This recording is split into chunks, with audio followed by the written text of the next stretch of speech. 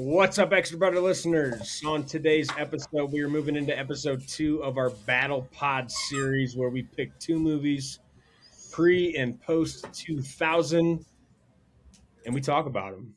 A little less debate, argumentative heavy on this episode after some internal conversations in the team huddle about how the structure of these pods should go. So have a exciting episode for you, trying to restructure what we thought would work best in terms of content, getting thoughts out there, and giving both sides an opportunity to talk about what they did and didn't like about both movies. So this episode is going into A Few Good Men versus Parasite, a 1992 and a 2019 genre blended movies, crime, thriller, comedy, drama, you name it, you Google it, it's on there. Both these movies check all the boxes. A Few Good Men and Parasite will be the movies for discussion today. We talk some NFL draft. NFL is king, as you know, on this podcast. We are a movie podcast that cares a little bit about sports. I think we touch on NFL, NHL, NBA, and MLB in this pod. So talking every sport in between playoffs, NFL draft, you name it. What have we been doing? We've got gears to grind. A specific gas station in the United States of America is not safe, and I would not recommend going there. Stay tuned early on to listen about that. We've got a lot of Oscars to give out, as per usual. Before we get into the debate, guys, every episode is going to be found on Spotify, YouTube, Apple Podcast, and Amazon Music. Drop us a follow on Instagram, X, the Everything app. It's all happening on X, where you are the media. We've slowed down a little bit on TikTok, but ramping that back up with some clips on the talk. Check things out, movies to come up, battle pods to come. We've got some awesome graphics getting pumped out here for the Battle Pod series as well. With just an extravagant shot of myself and Trav versus a lesser opponent, which is Geese and Crit. So stick around. Back end, Battle Pods episode 2 for the Extra Better podcast, guys. We love you. We care about you. As always, Critter, roll that tape. Extra, extra butter on the corn for me. Extra, extra butter. I hope they don't charge a fee. But it won't matter anyway. I got a good movie to play. I'm gonna ask my friends to stay extra butter for me. This is episode 54, and gentlemen, the NFL is back. The NFL 2026 draft started last night for us, last week for you listening. Green Bay did not have a pick last night? I didn't think so. There was about 6 teams that didn't have one. I think the Jets ended up getting 3. I mean, it's kind of crazy how that works. But yes, I think about 6 teams didn't pick, maybe 7. I don't know. What's the most a team has picked in the first round? Good question. I don't know, but 3 Can't be more than 3. 3 feels Three like seems a lot. 3 feels like the top end of. Imagine you have 5. Like, insane. When I had a Madden franchise back in college on year like 3, I had the first 21 picks of the draft. When you look at the board, it was just sliders turned off for fair trades. Arizona Cardinals. Hit on a couple, missed on a few, but it was fun to look at. Could you imagine in real life? You just bored. It's like Detroit. ESPN would have to step in at that point. Rival, like, hey, now we need to include everybody here. Yeah, but fucking Howie did trading up over the Pittsburgh to get Mackay. How can you not like that as like a fan of another football team? Like, that's just pure class. He's just a dog, man. I didn't know much about the guy. I know, Trav, you asked me over text last night if I wanted him, and I didn't really know much about him. I didn't know he won the Blitnikoff.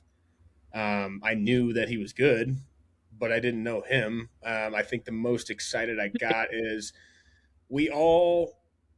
you guys all probably know people that say, I'm a Bears fan or I'm an Eagles fan, I'm Packer, Viking fan, whatever. and they say, but my second team is, Baltimore, or my second team is Houston. I don't think any of us have that. Like, there's no second team for me, but I do have individual players that I wish were on my team. One of the biggest is Sun God. Amon-Ra St. Brown. McCaffrey was always one. Obviously, we got Saquon, so that kind of checks itself out.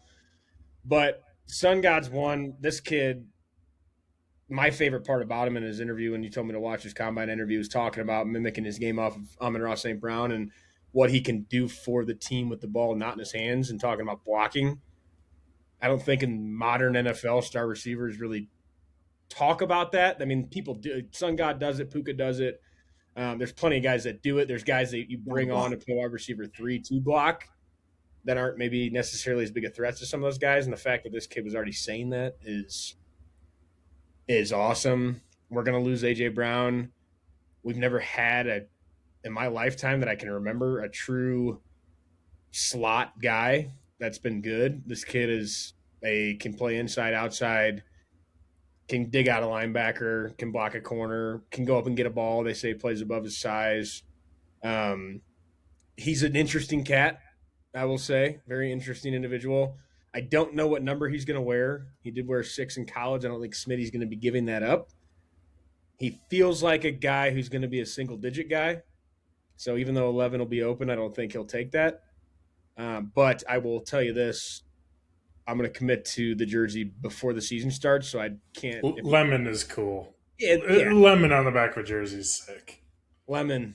Yeah, Lemon. And then, today, obviously, we just happened before pre-pod drafting the tight end that won tight end of the year out of Vanderbilt. Eli Stowers traded for Jonathan Grenard from the Vikings for a couple third-round picks, locked him up for 4 years. He's just the man. It's just you're losing a guy like A.J. Brown. 5 great years. As much as, I can talk shit about the guy and, the things in the media that we see. Unbelievable Eagle, Super Bowl champion, single season receiving record. Brought us to helped bring us to 2 Super Bowls. A.J. Brown will always have a special place in the Philadelphia Eagles. He's technically not gone yet. It's just an assumption, right? Like it could not happen. I highly doubt it based on the draft so far, but and the people we've obtained. But yeah, as much as you can, and I have personally getting pissed off at the guy. Think he's a good dude. I think the messages that he sends outside of football about mental health, men's health in general, his journey, good dude, great Eagle, forever a Super Bowl champion. It's just time to part ways. So shout out Arthur Jones Brown. If your time is done, much appreciated. But it's just, you watch Howie go to work and you lose a superstar caliber receiver and you feel comfortable with the guys that we're bringing in. It's hard to beat that. So feeling pretty good. The NFL always finds a way to get involved, stay relevant. And right now during the draft, very happy with what's been happening in Philadelphia. I know we were talking about a couple of different players like Kenyon Sadiq, the tight end from Oregon. I was reading a bunch of stuff. Geese, the Bears were looking at him, potentially trading up, or just if he's there to get him. Eagles, I think, were in on him as well, and same with the Vikings. So the fact that he's going to the Jets, I feel for him. And any of those teams, he would have been way more successful. One of the funniest things you said yesterday, I think, was that they wrote back. Yeah, because you asked, who's their quarterback? I said, Gino. They wrote back. Because when he left, they didn't write back. Well, yeah, they did write back. And you're the quarterback again. You inked your name on that contract. And the Jets on paper, again, it's like what they did last night was impressive. I mean, David Bailey's a freak. Kenyon Sadiq's a damn good player, and that receiver, older guy from Indiana, incredible season. I think it's a culture thing when it comes to teams like the Jets. It is probably not at the player level. It's more so ownership. Probably in ownership to coaching. Like that mesh isn't good. They have the same thing going on that the Bears did with the McCaskies. Like, yeah, it's just one of them. Just one of them. Well, they had I don't know their names, but the guys two sons are now like running the show. They're like not. Yeah, George. No, George I'm is talking about the first one. the Jets. The Jets Oh. have the same thing going on. Like the guy who owns the team, his two kids are basically running the show now, and it's like They don't know what they're doing. it's not working. So No.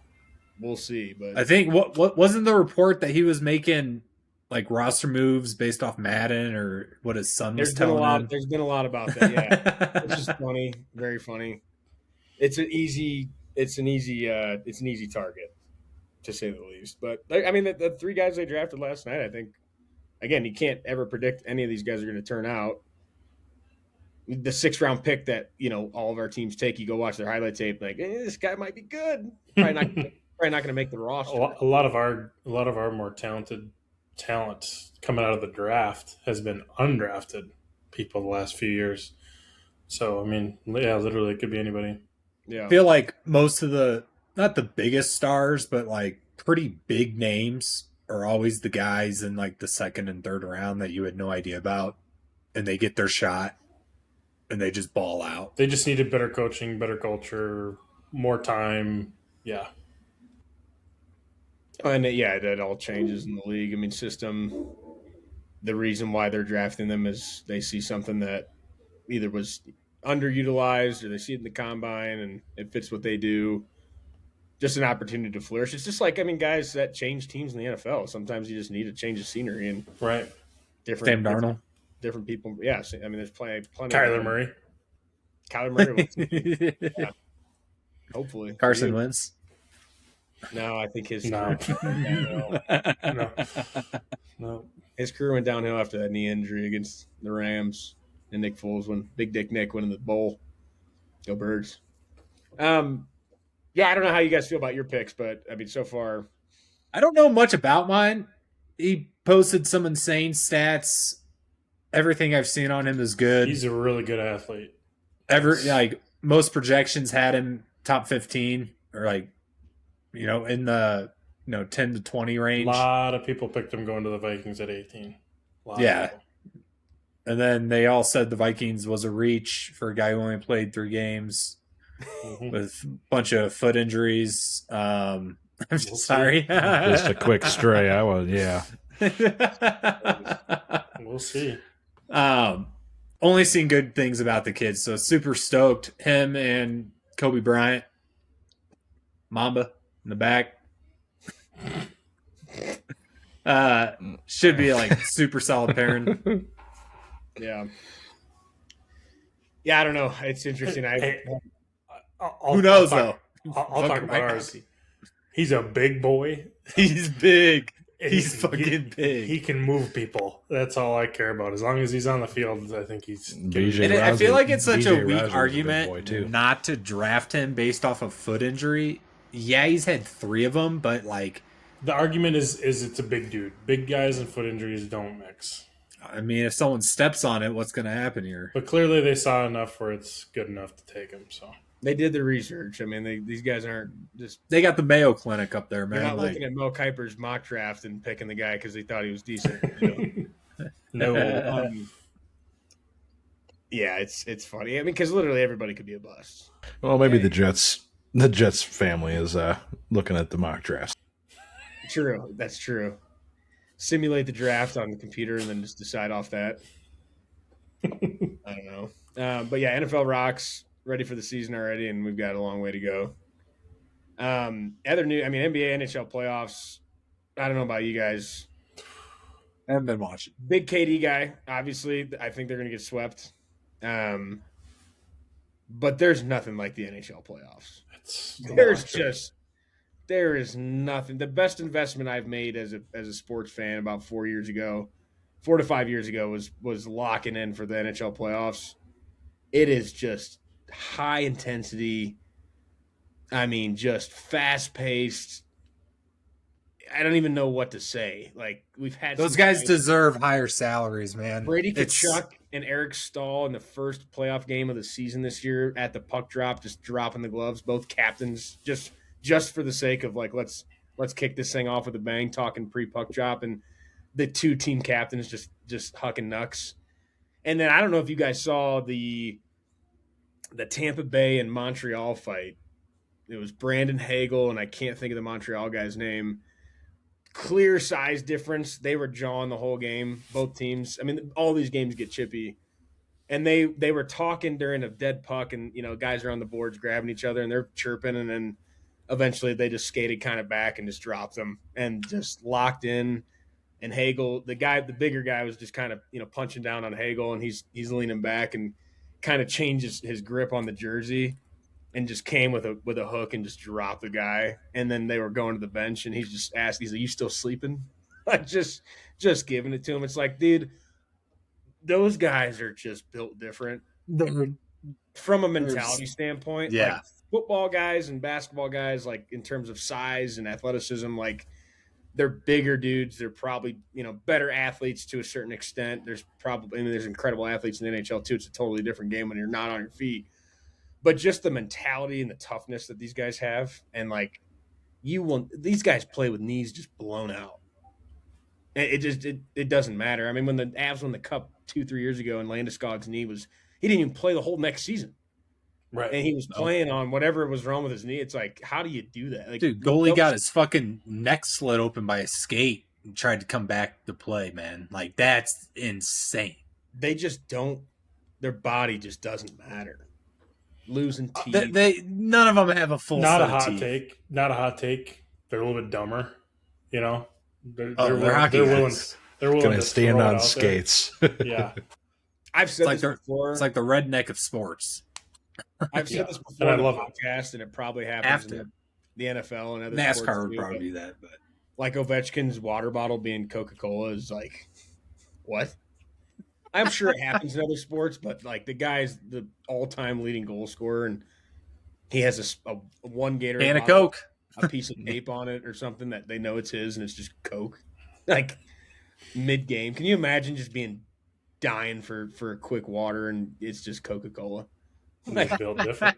This guy's a freak. When do you think he started doing that? Like, at He what was a point? kid, probably. Well, yeah, but it's like, at what point are you so not as a good rookie. and recognize that no one's going to tell you no? Like, Yeah. that's Well, his when bond. you're a Russian, you're that good, and you come over here and you might Yeah. taste Coke for the first time, and you go, "Whoa, this shit's good." This is I want banned. as much as I can. They allow you to drink this whenever you want. What's not fun is putting a future on a team 18-1. They're the third best team in the league. On the Western Conference, the second and third best team in the Western Conference are playing each other in the first round. Ooh. The Western Conference is much deeper than the Eastern Conference, and every year I'm looking for some value. You put an 18-1 in, and you watch them play game one at home in a 1-1 series till midnight, double overtime, and they lose. That hurts. That hurts. That's gonna affect the rest of the series too, because They're done. Yeah, Hockey's just different with the seating, though, too. It's like when you're putting that bet in, it's like, okay, the Avalanche are just running away with this side of things. So basically, we're going to be getting wild stars for however long that was, right? Like, they need to redo the seating, in my opinion. Yeah, they just do the 1 four through best 8 teams from each division, and they play each other in the first, each quadrant is Mhm. the division, which Yeah, it's 1 cool, through 8 but would make more sense for better series later down the road. Yep. It's electric to watch, but it sucks that one of those two teams is going to be gone. mhm. Yeah, the He Wild is talking about was- the Minnesota Wild, yes. Yes, the Minnesota Wild were the team that the future was put in. If the Wild won the Cup, they would have to beat Dallas and then Colorado and then probably Edmonton, and then they'd play in the Cup. Like, it is a Jesus. gauntlet. It is an absolute gauntlet. And Edmonton doesn't look that good, so I don't know who's going to come out of the bottom left, but the top left is the best hockey. If any sport, there's going to be a long series, like almost guaranteed, it's going to be hockey, and it's going to be these two good at teams. Yeah. So I bet you it does go 6 or 7. Flyer up, though.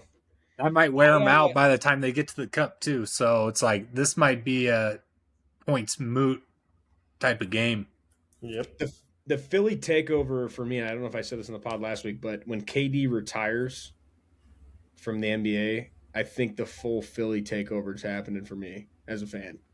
Going Sixers. It'll be Sixers, Phillies, Flyers, Eagles, and like I'm already getting more in tune with the Flyers. The Sixers have been the hardest because their ownership sucks. I love VJ Edgecombe and Tyrese Maxey. But with KD in the league, it's not. I mean, I pay attention to them, but the Flyers getting better. They're young.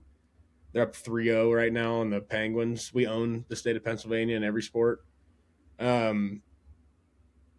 Just get fired up. I mean, the guys, their uniforms might be the ugliest uniforms in sports, but they fun to watch. The Philly takeover is probably not too long away. I don't know. Brendan will be buying a jersey once they change their jerseys. Yeah. Oh, dude, those jerseys are so bad.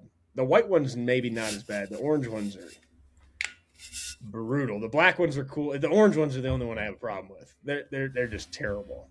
But they're playing good. I don't know who they'll probably get the Canes in the second round and get absolutely just slaughtered. But NHL hockey, dude, playoff hockey is just it's a different animal. Buffalo being back in what 15, 20 years in the playoffs. Yeah, I think they're probably cooked though. They're up 2-1. Oh yeah, I forgot they won last night. Yeah, but like the game one, I was like, oh, here we go. They're just down 2-0, and then Lindsay took a shower or whatnot. She came back out and it was 4-3. Matter of like 2 goals in hockey is 10 minutes. Enough. I was driving back from Illinois and I had a bet on the Sabres straight up, and I just stopped paying attention. And I told Dude, it was on fire in that place. Like, it's 3-0. I'm like, oh, okay, that game's over. And then I got the notification on DraftKings like you've won your bet. I'm like, which one was this? And it's like I look up the score 4-3. I'm like, holy shit. Yeah, I think it was 2-0 with like 8 minutes left. Goal, 6 minutes left. Goal again. Dude, they were just putting them in left and right. And the Bruins have like one of the best goalies in the league. But the Sabres It's on Team USA. Jacob Swayman. But yeah, I don't know. It's just tough to beat. I don't know how the rankings would go, but the top 3 sports things for me is without any particular order, it's the NHL playoffs, the Super Bowl, and March Madness. Those are the most exciting. NFL playoffs, I think, hits different because it's not a series. Yeah. Like it's do or die every game. But yeah, NFL, March Madness, NHL is God tier. I mean, I love baseball. I like the World Series, but the excitement factor, it's a little bit more. It's just not as fast paced. It's the casual factor. Yeah, NHL's got the casual factor. I'm locked in. I'm a somewhat Red Wing fan. Yeah, I mean, I was a Red Wing fan growing up because Brendan Shanahan had the same name as me. So I think it's so cool, like the fascinating facts of like how you became fans of whatever you are, or like when you're a kid and you don't have a parent or you don't have an area that gives you like automatic status of being a fan of whoever's closest. Just the dynamics of how you become fans of different things is cool. Yeah, it is. It's weird. I mean, my fandom is all over the place. It soon will be Philadelphia through and through, but yeah, my fandom is all over the place just because we didn't have much diehard. My dad was a Dolphins fan and some other sports, but not as intense as I am now. And you pick up on KD and Vince Young at Texas within the same couple of years. Texas was an easy team to root for. Followed those two guys. I mean, Vince Young's career didn't pan out, but KD's still playing. Eagle green, Donovan McNabb, the color, the uniform color, like things like that you just pick up on. Mm-hmm. And yeah, you're not leaving Mike Trout behind. Still got a little Philadelphia trace. Well, I watched. I still pay. Mike Trout is kind of like the KD now. It's like the Angels fandom is dying, but it's Mike. I still watch everything that has to do with Mike Trout. Philadelphia roots. So there you go. We're still Philadelphia through and through. He went to the Phillies. He's just too good of a guy. Like if he would have just been Bryce Harper instead of Bryce Harper, that would have been awesome. If he would have just gone to the Phillies, or maybe I don't think he will. He's too loyal, but it made so much sense for him to go to Philadelphia, and it just never happened. It would have been over. It would have been 2 years ago. Whenever that happened, that would have been it. That would have been diehard Phillies jerseys bought. Trout's a Phil, but yeah, he's not going anywhere. Happy to see it. I mean, MLB. Let's talk about every sport. Mike Trout is looking like prime Mike Trout right now. Never lost a step. He is so good at baseball.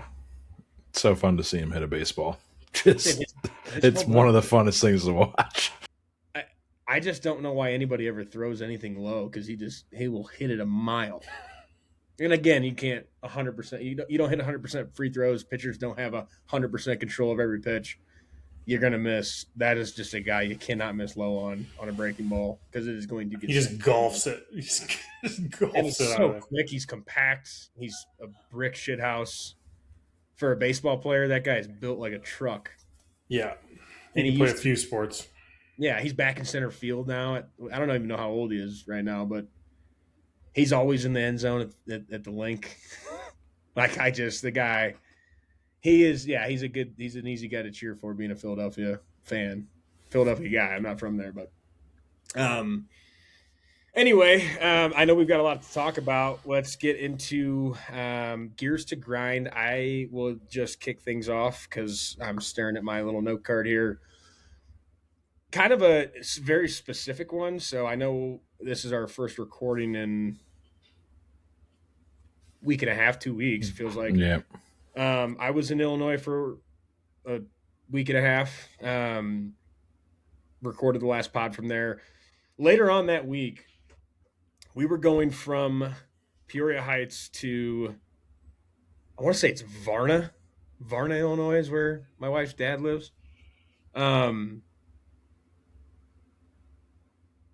we needed to get some beer. Like, you don't want to show up empty-handed. He didn't want us to bring anything. We're going to grab a couple beers or something. And, you know, he told us when we got there, raid my fridge. I've got a bunch of stuff, whatever. But, you know, you stop and grab. They ended up needing milk.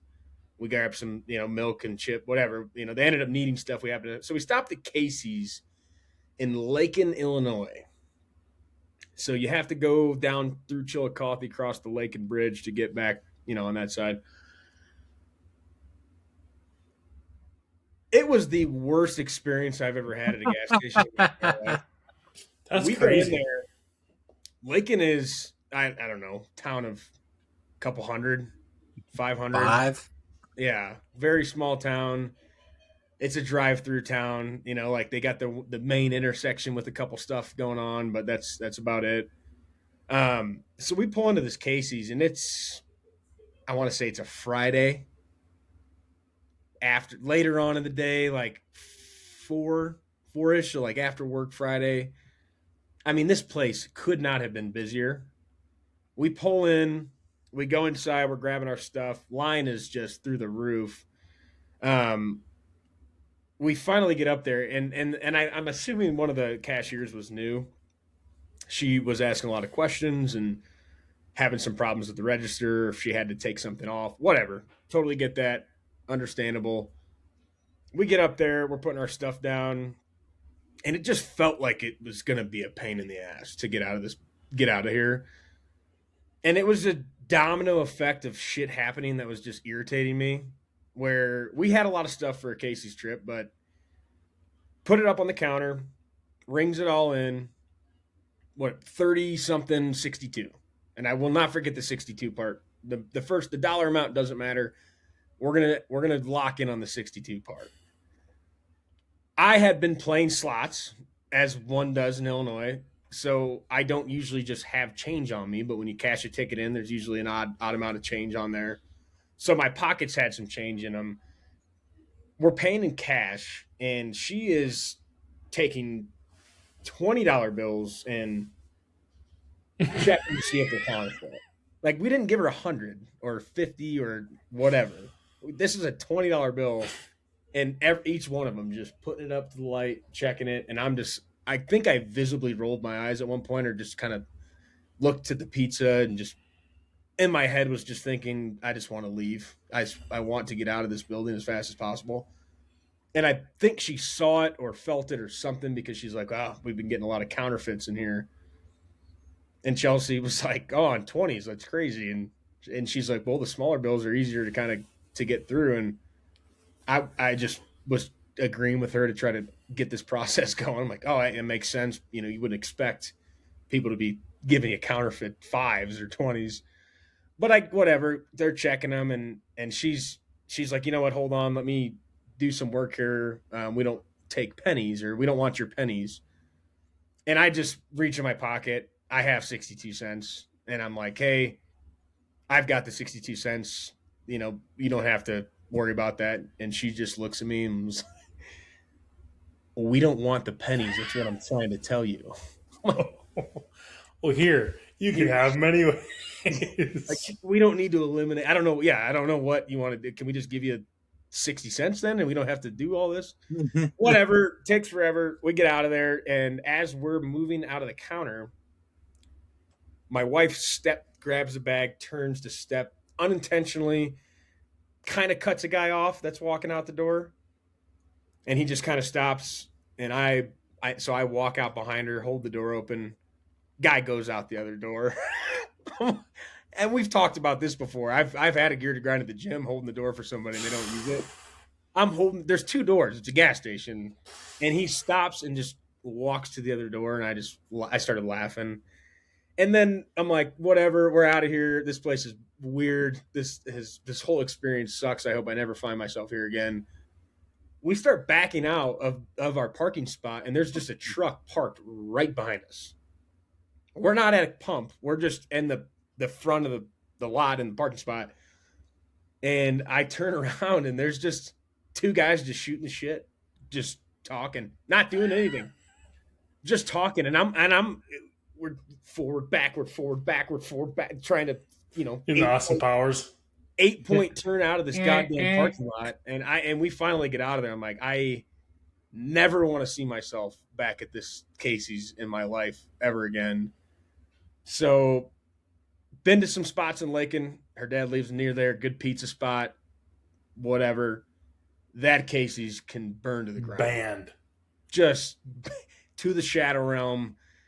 Horrible experience. It was like a hangout spot. So, Been there. Thanks. There's a lot of gears throughout. I mean, that was a week ago, and Not a week ago. there's gears we forget. That one was not leaving my mind. That one's gonna stick for a We're gonna minute. talk about that. So I digress. Never go to the Lake in Illinois Casey's.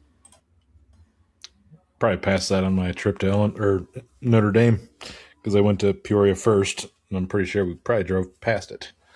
Asking it. It was a good idea. And probably do it again, but I'll make sure not to get a Casey slice from there. I'll just get a Casey slice before when I'm getting into town. Yeah, no, I would not go there. I think I had a gear to grind in February about my building's plumbing going out. Well, we're back. Got an email Sunday night, Sunday during the day. Hey, just got an email from the building. Not going to have water on Monday. So, talk to the boss. No big deal. Hey, grab our stuff. Come back, work from home. Next day, no update. Wednesday. Yeah, they say there's not going to be water available for 2 weeks. So 2 weeks. My entire company is now work from home, which has been kind of nice. I don't like it. I've actually found myself being more productive. I don't like the communication aspect of it. Like, I like the face-to-face, man. Just looking over, hey, can you do this for me real quick? No, now I got to send... Everything's through text now. It's like I'm just texting people all day. It is slower, yeah. And then, like, connecting to the firewall, like, that... It's been good for me, but at some point you're going to run into an issue.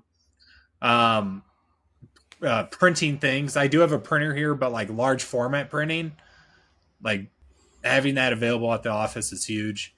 But yeah, dude, like you guys it's the same spot. They just dug this up 2 months ago. It's probably easier for me to work And now from we're home back. than it is for you. Then you call me, hey, Well, it's like I only what have the one hell's going monitor on with my at home. VPN? Yep, I'm going. You know what? I might do that someday. Our IT guy, we have a kind of an in-house guy. He knows. Please much don't. what I we have do. enough things to worry about. But I only have one monitor here too, and I'm used to two. And it's like, what we need to make a decision here. It's like I'm gonna go grab another monitor if we're gonna be here another, week and a half. No water. So that's all I got. I get Yeah. that the communication aspect definitely sucks. I'm managing the support desk, and all of them are in Wyoming. So it's been nice. Like this last weekend, we had a little get together and actually like talking to them in person than Yep. trying to like demand things or whatever and behind a screen. So it definitely the communication aspect I still struggle with, but a lot of my job Well, it's can like- be done remotely. And then everyone's reading it and how they view your voice. So it's like, Like, oh, I'm fuck gonna this say guy. something. Exactly. I'm gonna say something. They're gonna read it the wrong way. It's like, this fucker, man. Like, come on. And you just miss out on that when you get like face-to-face interactions. For There's sure. also anxiety about being in meetings and not being muted when you say things like that. Like somebody said, you're muted. That has happened a couple times. Quick hard stop and you look up. Oh god, okay, I'm muted. I have no gear. No Oh, gears. Trav's life's just perfect over there, huh? Perfect. Oscars, what do we got? Been disconnecting gaming a lot. There's your gear. Yeah, You know? I'm on my Wi-Fi. Yeah. Can't complain though. I can, but I won't. I got a gear for you.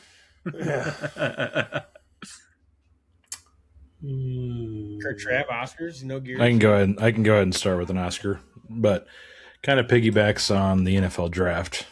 My Notre Dame boys, Jadarian Price, Jeremiah Love. Thank God neither one of you guys have them boys. That was my biggest fear going into this whole thing. I was like, please don't let them have them. Please don't let them have them. I don't care if it's Jeremiah Love or Jadarian Price. No, I don't want you guys having them because I don't want to hate them. I still might because they're in the NFC, but they're not in my division or on Brendan's team. What were their draft ranks? What do you mean? I think Both they first rounders. Oh yeah, Yeah. but like, what positions were they drafted in? running backs. 32. Oh, 3 and 32. So Okay. I think Jadarian Well, was I was kind of asking just projected because, for the like, Seahawks. if they're in the beginning of the draft, like, and there's no chance we were going to get that anyway. Jadarian Price was probably more of a possibility. I thought Jeremiah Love was more a possibility for Trav, and then the combine happened and that went away. But I didn't want you guys having Jadarian Price either because he's a dog. Yeah. That's crazy, though. The top two running backs both came from Notre Dame, and they both went in the first round. I think it was the first time since 1959 or 49. How many Ohio State players went in the first round, man? They were just popping off at the beginning. That And then I kind of checked These out. two. that group of them. No, there's three. There's Arvell, three in They the don't top they 10. don't check GPA. So Arvell, Three would be at Carp- least two. Caleb Downs. Yeah, they're I missed the those first guys are part of that. dogs. Fuck him. I already hate him. Arvell Reese, hate him. Caleb Downs, hate him. Trying to Can't think of stand. my Oscar. Who was the guy they were interviewing? He was like, if you're on my team, I love you. If you're not, I hate you. I don't remember, but I do know the guy that got drafted by the Giants for the. What are you gonna do? What are you gonna do? You know, what do you got a message for Jackson Dart? And he cussed. I don't know if he said the F word, but it sounded like if I something along the lines of "I'll fucking die for him." He said, "Oh yeah," I'm gonna fucking die for him. Love that. on live And then TV. he cleaned it up a little bit. I'll die for him. But the initial reaction was, I think he just said, "I'll die for this shit," is what he said, which is awesome. That's I the know type of he's guy on you the want. Giants, but welcome to Jonathan Grenard football, buddy. We'll get after him. I'll go. My wife, 30, turned 30 on the 13th, 30 presents. Kind of cool. A lot of fun stuff, good stuff, golf shoes. We got pickleball rackets. We played for the first time together one-on-one the other day. I'm 2-0. Not a big deal. Here for the business. Socks, shirts, extra butter, draft glasses, which the boys will have to get some of these. I got 12 of them because that's all she could order them in. There's red on the bottom. My green screen does not help.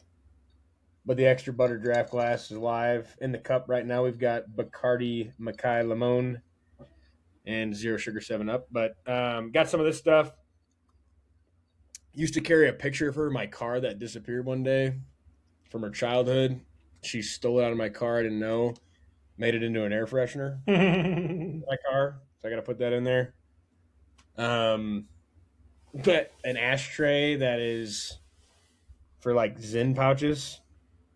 I'm like, I don't smoke. She's like, it's for the pouches. I'm like, kind of disgusting. That's But- gross. I'm not going to probably spit in there, but it is funny to have on my desk because it is the same flavor that I always buy. That's kind of the bottom of it. But yeah, dude, 30 prep. My parents got me A50s. I got to show these. So my office here is turned mostly into an Eagles room. It's going to be the second bedroom, but my parents got me these as well. The Eagles' second bedroom. I don't really know what you'd call these, but they're like, you hang them up. It's like a little, like, fiberglass plaque. Oh sure. Turn sideways? There's like stats on them. No. Okay. Like, how thick is that thing? Oh, Is it just like a plate? yeah. Yeah, okay. So we're going to command strip them to the wall, but we got DeJean, Hurts, and Saquon. Sick. That's sick. Yeah, the Saquon hurdles on there. So got a ton of cool shit. The golf shoes to move into kind of another Oscar makes you feel better about being on a golf course with people who play golf. When you have golf shoes, I used to rock 2016 or 2017 Kyrie Irving's on the golf course every time. Not a bad option. No. But I got some golf shoes, and I played at a work scramble today. My second time in a year and a half playing at a golf scramble. 2-0, 100% win percentage in my four-man scramble. I won this shirt today. There's always a shirt prize. It's a Sasquatch shirt, surfing, fishing on the beach. Nice little polo athletic. And the last time we won, I got the Mickey Mouse button down. So 100% win percentage on the golf course, wearing the golf shoes, look good, feel good, play good. Felt great. So wife, parents, and my 320-yard drive off the tee box today. Oh yeah. Not to brag. I'm gonna go with the Oscar going to the internet. I really enjoy other people's drama on the internet, and I'll throw another NFL piece in there. Just me and Geese were talking about it yesterday. We got to talk about it. Mike Vrabel, Oh, Dan Orsini. Dude, Whoa, it's bad. It's what bad. a run. Like, It just It's makes one you, it just thing- makes you feel good about what you got going on. yeah. You know? That guy might be a millionaire, but he's going through it a lot worse than I am right now. I guarantee you that. it just blows my mind. Like, people like us or pseudo us got jobs.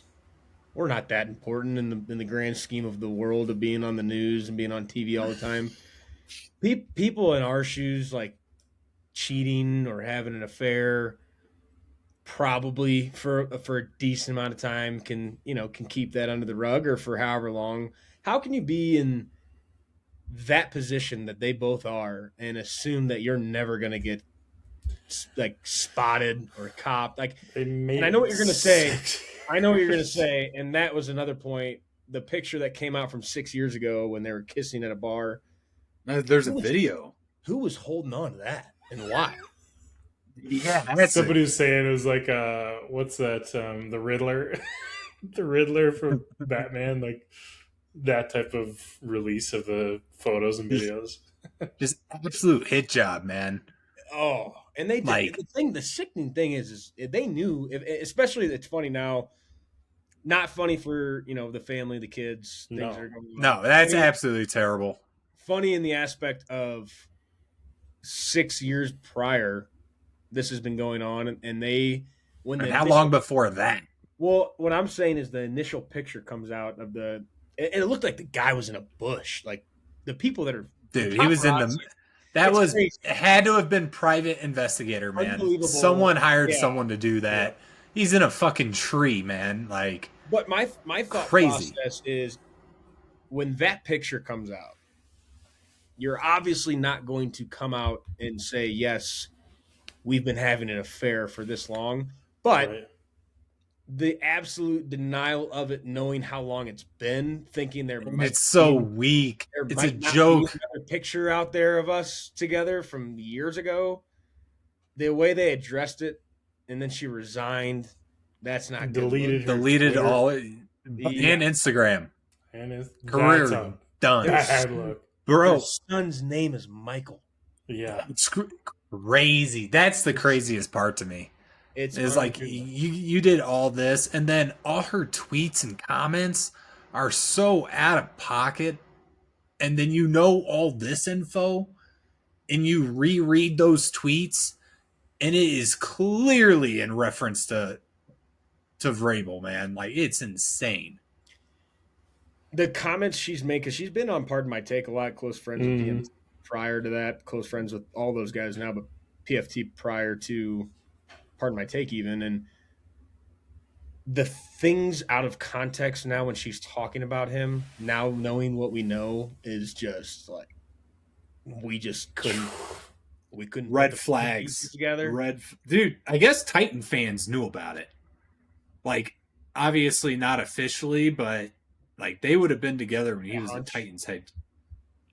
He was Titans head coach, right? And that's when I think they It would first have been met. going on. Yeah, it definitely would have been going on then. Within the last 6 years, he took 1 year off, and then the Patriots brought him on, so that would have started in Tennessee. And Wild. just And he almost won a Super Bowl last year. her dog, just always dogging the Eagles and AJ Brown's drama and Jalen. He broke that news. You scumbag human being, you, Diana. yeah. I hope you get better for your family and your child or children. I don't know what they've got, but you are a scumbag. You attacked the Eagles. Your husband's an Eagles fan. You heard it here for the 50,000th time on Extra Butter.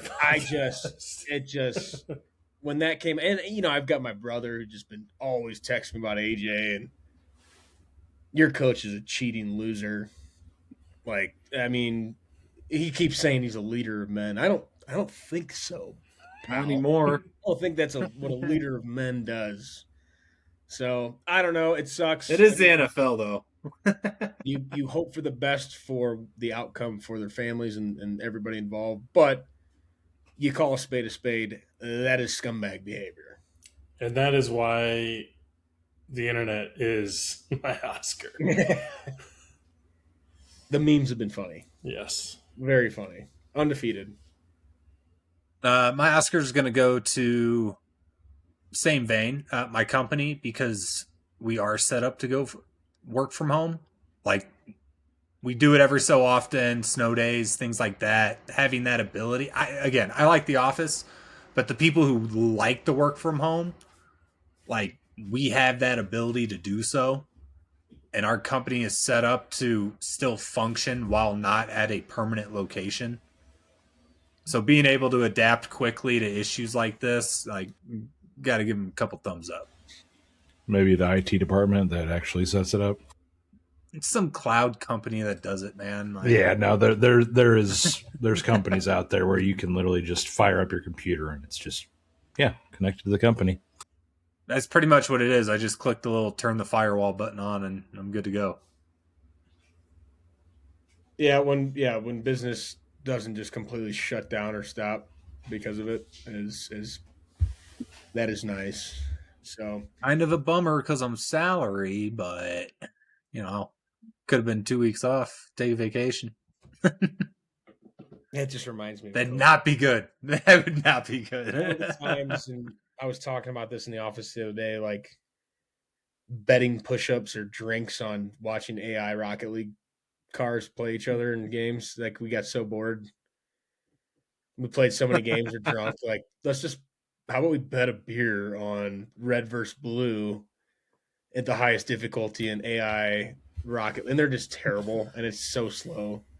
But it was suspenseful. COVID was a But wild, wild west type of time. Every day was Saturday because somebody on Xbox is just hammered. Oh, It's like, oh, it's Tuesday. I'm feeling good. Like this kid, somebody's drunk.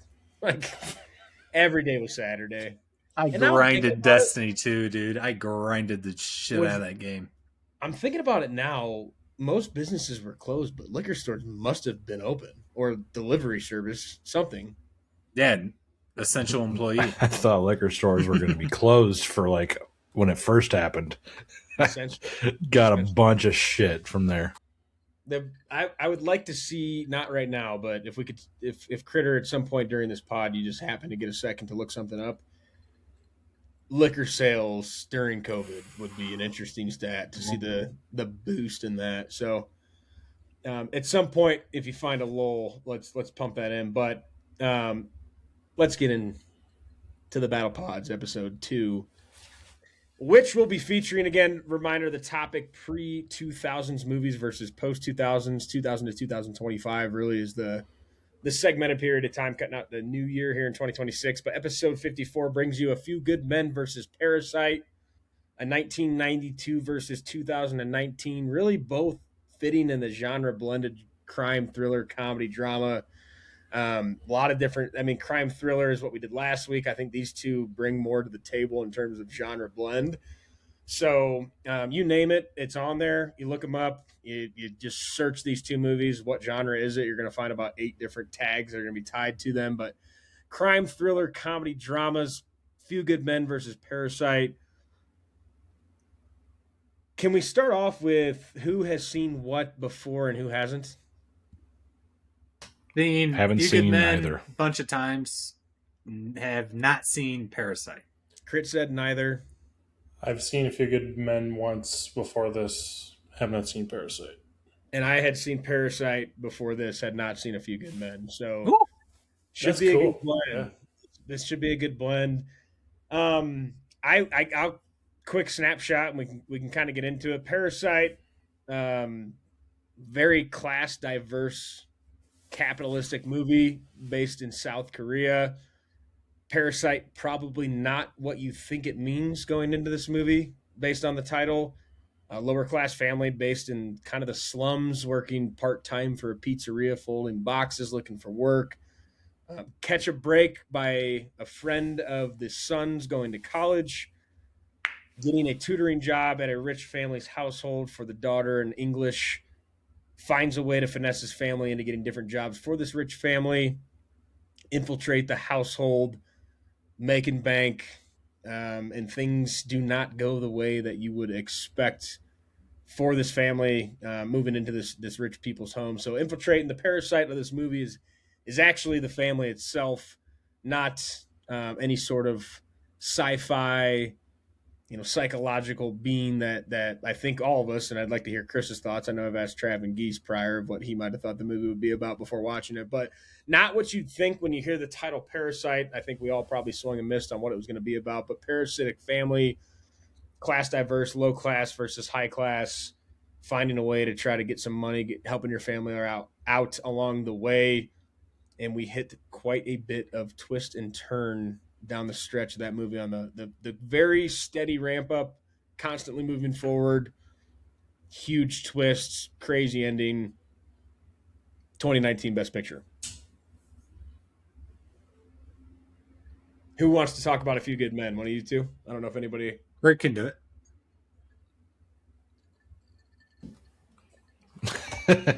I just finished watching it literally 15 minutes. That's it. yeah. Perfect. This is gonna be fun. I'm trying to do research and then also just sprung this on me, so this is gonna go great. Yeah, thanks, Geese. These are the best parts, man. No, it's basically a crime drama, tying a little bit of military in there because you got basically the crime took place in Guantanamo Bay, right? And you have Tom Cruise, who is, this is going to go terribly because I'm the producer. This is not my thing, Geese. But he's living up to his dad's expectations. Tom Cruise is, and he's constantly being reminded of, see this, really? Yeah. No, fuck this. Teamwork makes the dream work, Geese, but I'm not even going to, it's over. Like Brendan asked me for alcohol sales and COVID. Yeah. Fuck you. Don't put this on me, Ricky Bobby. I'm trying to wear like 5 different hats. I was not expecting to do the synopsis. So thanks for that, Geese. I would have definitely looked it up and prepared for it, but I don't do that. I'm in the background, bud. Neither do I. And we'll catch you next time. I also don't talk. No. Just spurted on me as I was researching shit for Brendan. As soon as he said Chris got it, I was like, oh, this is, I'm sure they talked about this beforehand. No. Oh, that's good. I'm doing research for our enemy right now as he asked me to do. Oh, my cheeks hurt. Hey, it's nothing to do with the movies. I'm just curious if it's spiking alcohol sales during COVID. What Kurt is trying to say is we're introduced to a Marine Corps in Guantanamo Bay, Cuba, who have executed a code red. What? I thought you wanted me to do this. No, I'm just laughing at you. That's all. You're stumbling. Oh, Brendan. W. Who executed code red, and we follow Tom Cruise, Demi Moore, and I don't know, what's that, Kiefer Sutherland? He's in so much stuff, I just don't remember his name, but I'm not helping you, so too late now. That's fine. They are attorneys for the United States Navy, and they have to defend these Marines against the United States government. And to Kurt's point, Kevin Bacon is in there. What are they defending from? What happened? They accidentally killed a troop member during this code red, and they are being tried for murder. And the whole argument here is that they were ordered to do this by a commanding officer, so it's not attempted murder. They're trying to teach them a lesson. It was ordered upon them. They are bound by a duty and a code to follow that order. It's like an onion. Yep. I would like to start this topic or debate off with first-time viewers of movies giving thoughts on that movie. So for myself would be A Few Good Men. For you three would be Parasite. First, Chris, I'm not trying to put you on the spot because I think I already said I was going to ask you this, but when you went to watch Parasite, what did you think beforehand it would be about? Because I thought there would be some kind of horror aspect. I don't know why I thought that, but it's just like disease, like the way Parasite. It was talked to me, and like the image that Brendan has behind him, like it made it seem like it was going to be like creepy and like weird, and it was the exact opposite of that. I mean, kind of creepy, maybe weird. not exact Pretty opposite. creepy, pretty weird. Yeah, it's pretty fucking weird. I was going to say, I think there is kind of like a little, I mean, not horror, but it is a very creepy find out later on. I mean, it's not a horror movie, but I mean, it has. Yeah, when I say creepy, I mean like paranormal, like type deal. Mm-hmm. That's what I thought was like a horror aspect. A lot of jump I don't know why scares. either. like I'm with you there because just the name of it, the way people talked about it, like it just made me think that's what it was. So to go into that and just be, oh, okay, this is actually kind of like based in reality. Makes me glad that we didn't just go horror with our counter pick. I was literally Yeah. looking at horror movies when we went for a counter pick here, and I was like, fuck it, I'm gonna stay on genre. And I don't think you really would have found anything to match it stylistically. So I think you would have been fine to pick really anything. It's a unique. Yeah. it is very unique. I texted Brendan. He asked me the same question before I watched it, and I think I told him I was predicting it'd be about like a, what was it, like web or like internet based or like a sci-fi type thing, Yeah. or they'd be addicted to their phones. Like the phones would be the problem, like a current event type of scenario. Couldn't be more wrong. Well, and that's why I think because I put this movie off for a while when my brother was telling me to watch it, because from what I thought it would be the first time I watched it a couple years ago, it would have definitely fit the mold of movies I like, and it still did, but it just never. I think also part of spite out of him just thinking it was the best movie ever. I just was like, I'm not watching it. I'm sick of listening to you talk about it. But yeah, to me again too, it was not. I was so confused as to what, and then it clicks, at some point of okay, you get what's going on. Then there's more to it, but like the parasitic part of it is not at all what you think it would be.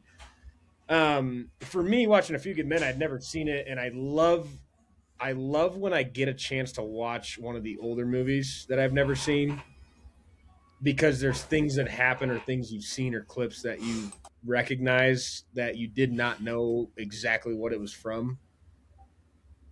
So That's why I like this podcast. It's like we yeah. unearth a lot of the older ones and even the newer ones. It just makes it so much more enjoyable. Like I wasn't a huge movie watcher until you guys brought me on, and now it's just like I'm so glad I joined you guys, because now it's like, fuck, I never even thought about this movie, but I've seen memes, gifs, whatever. Yep.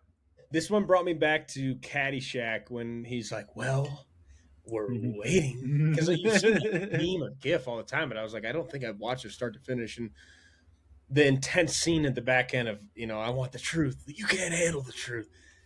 I didn't know that was this movie. So when it got Really? there, well, and the difference between Caddyshack and this movie was when I saw, and I can't think of the actor's name, when I saw him on the golf course in that shirt, I was like, it clicked right away, and I was The judge. for it. When this happened, I was not ready for it, and then it was like, like light bulb, like, oh shit, I did not know this was this movie. Like hats off, this is a incredible movie. A Few Good Men is an incredible movie. Tom Cruise. And this is something me and Trav talked about pre-pod, is when you talk about if we were going to argue casting, it's like, well, yeah, you don't know anybody in our movie. Obviously, Tom Cruise and Jack Nicholson, Kevin Bacon, Demi Moore, like, yeah, when it comes, because we know who they are, we don't know these people or what their book of business is. But yeah, it's a easy one to. When I saw Tom Cruise, I'm like, this is tough, because I knew I was going to like it, but. Awesome movie. I think it's not really a criticism. It just was more of like, we've seen it before. Like, you've seen this plot a lot. The story's always different, but the plot itself is something you've seen. And even, and I thought about it to myself of, it's okay, I've seen this before, but it's also 24 years ago. So it's like, yeah, I've seen it before, but it's probably a newer movie that has used some of this movie in its plot. But then I thought of 12 Angry Men, back in black and white days, and the jurors, and the one guy that's, like holding out hope that I'm not convinced this person's guilty. And that, so it's been an ongoing storyline. The story itself and being on the military side was new for me. Really, really liked it. It's a good movie. Does your opinion? I just found this out. from reading like the Wikipedia. Does your opinion change if I told you it's inspired by a true story? No, I was Okay. honestly thinking about that. I didn't know it was a true story, but I know Brendan. Like, if he They've knows it's a true changed a story lot at of the beginning, a lot of it to make it fit for the movie. But there was a code red. There were 10 troop guys that were in on the code red. Multiple pled guilty, and then there were, I think, 5 of them went to trial. And the guy didn't die, but he almost did, so they were getting charged for attempted murder. Would not have made a good movie. No. because it would say based on a true story, and then Brendan's going to be sitting there researching the story rather than watching the movie. No, it would have been. I mean, a preliminary thought would have definitely come into play, but I don't think it changes it for me because even the movies that are similar to this, I mean, this plot in general, like I think of Law Abiding Citizen, which is a fictional movie it's not the same, but you know the family gets killed, and the 2 guys that were at the house, one of the guys murdered him, the other guy was the one that got tried because the murderer put him under the bus, whatever, and it's it's a whole fictional story. But when I look at movies like this, I did not know that, so I appreciate you sharing that fact. I didn't look that up. But like 12 Angry Men, and there's movies that have been on trials or whatnot. It's because all of the movies that are fictional that are still kind of like this, where you're holding out hope or no one's going to stand up for you, or poking holes in an argument. All of those movies, whether true or not, I could see those situations happening. So not knowing this was a true story, I could think of how many times this probably could have happened and never got brought up. But I think about that with these type of storyline movies of, even if it isn't based on a true story, the thought came from somewhere, and these things do happen. So doesn't change it for me. I still love that this is a plot line that no matter how many movies they make, it's still intriguing to me. But that was the one thing I was thinking of, was like, and that was more in the debate thought of our movies, not one that you could probably really off the top of your head think of one that's comparable, where this one is more of a storyline that you feel like you've seen before. It's not a shot. You got a whole like TV series about it, NCIS. Yeah. Before we like a hop courtroom's into a courtroom. Before we hop into the wheel crit, I think I'll preface kind of our new approach to the battle pods is more so going back to us picking a movie from post 2000s and these guys picking a movie pre 2000s. We're going to bring them to the table. Ultimately, you guys are going to decide. We're just going to do our best to prop up both these movies and give you guys some information and thoughts and feelings on these, and let you guys decide. But based on our trial period of last week, and some definitely passionate, less arguing. Yeah. Just kind of came to the realization, like at some point you're gonna have to bag on a movie you like. Yep.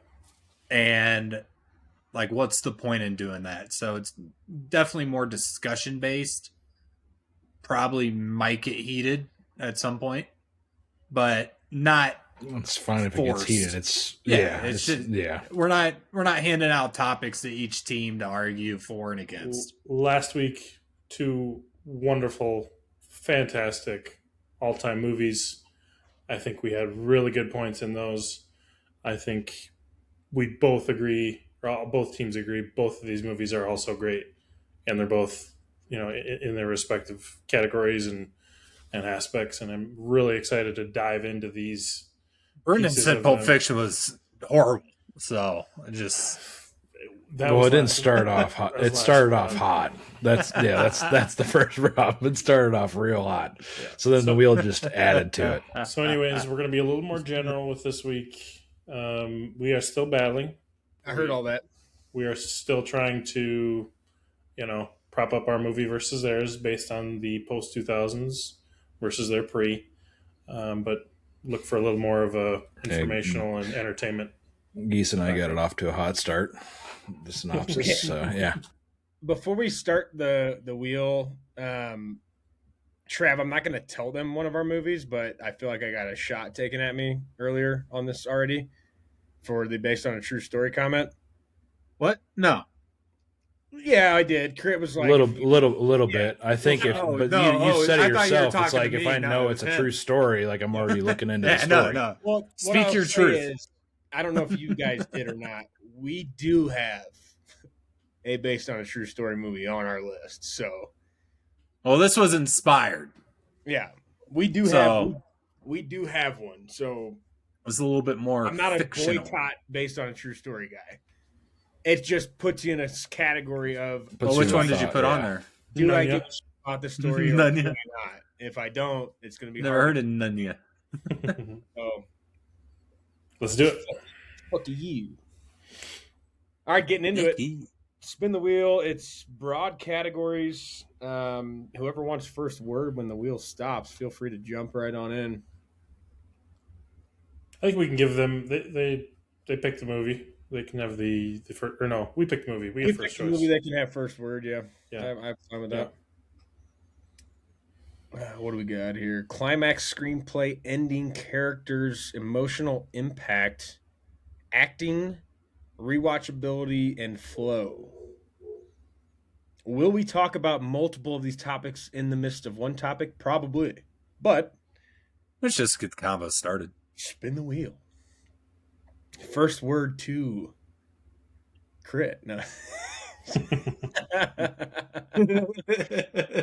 First topic of discussion is going to be Rewatchability. No? Wow, the fake out. acting. Dang. Go ahead. I think the first person I want to talk about, I think there's some obvious, like Jack Nicholson.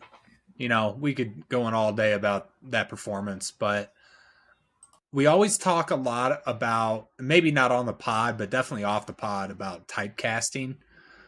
And it's nice to see Tom Cruise out of that action role and let it, like, it's still Maverick, you know what I mean?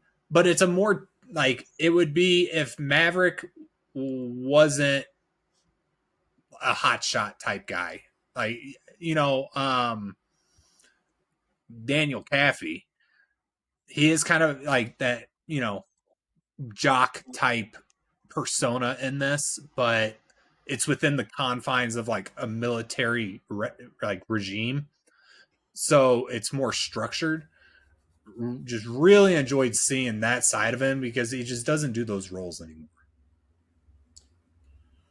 Just Crit want to join in on your side, or is that?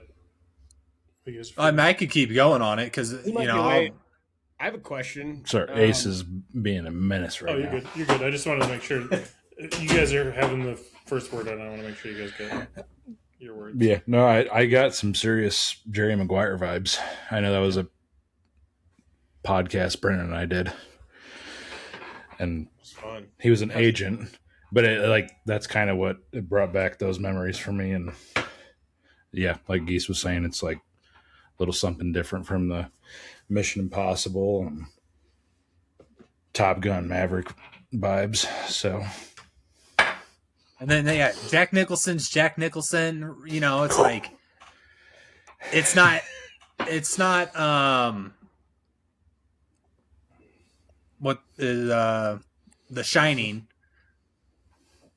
but it's just so powerful, and he's like grinding his jaw and like giving you that just snark face in there, and he's doing it from, you know, we like Snowpiercer, like it's a single, like the setting isn't changing, and for him just the most of the time you see him, he's in the, you know, on the witness stand. So it's just all dialogue going off, all facial expression, delivery. Absolutely killed it.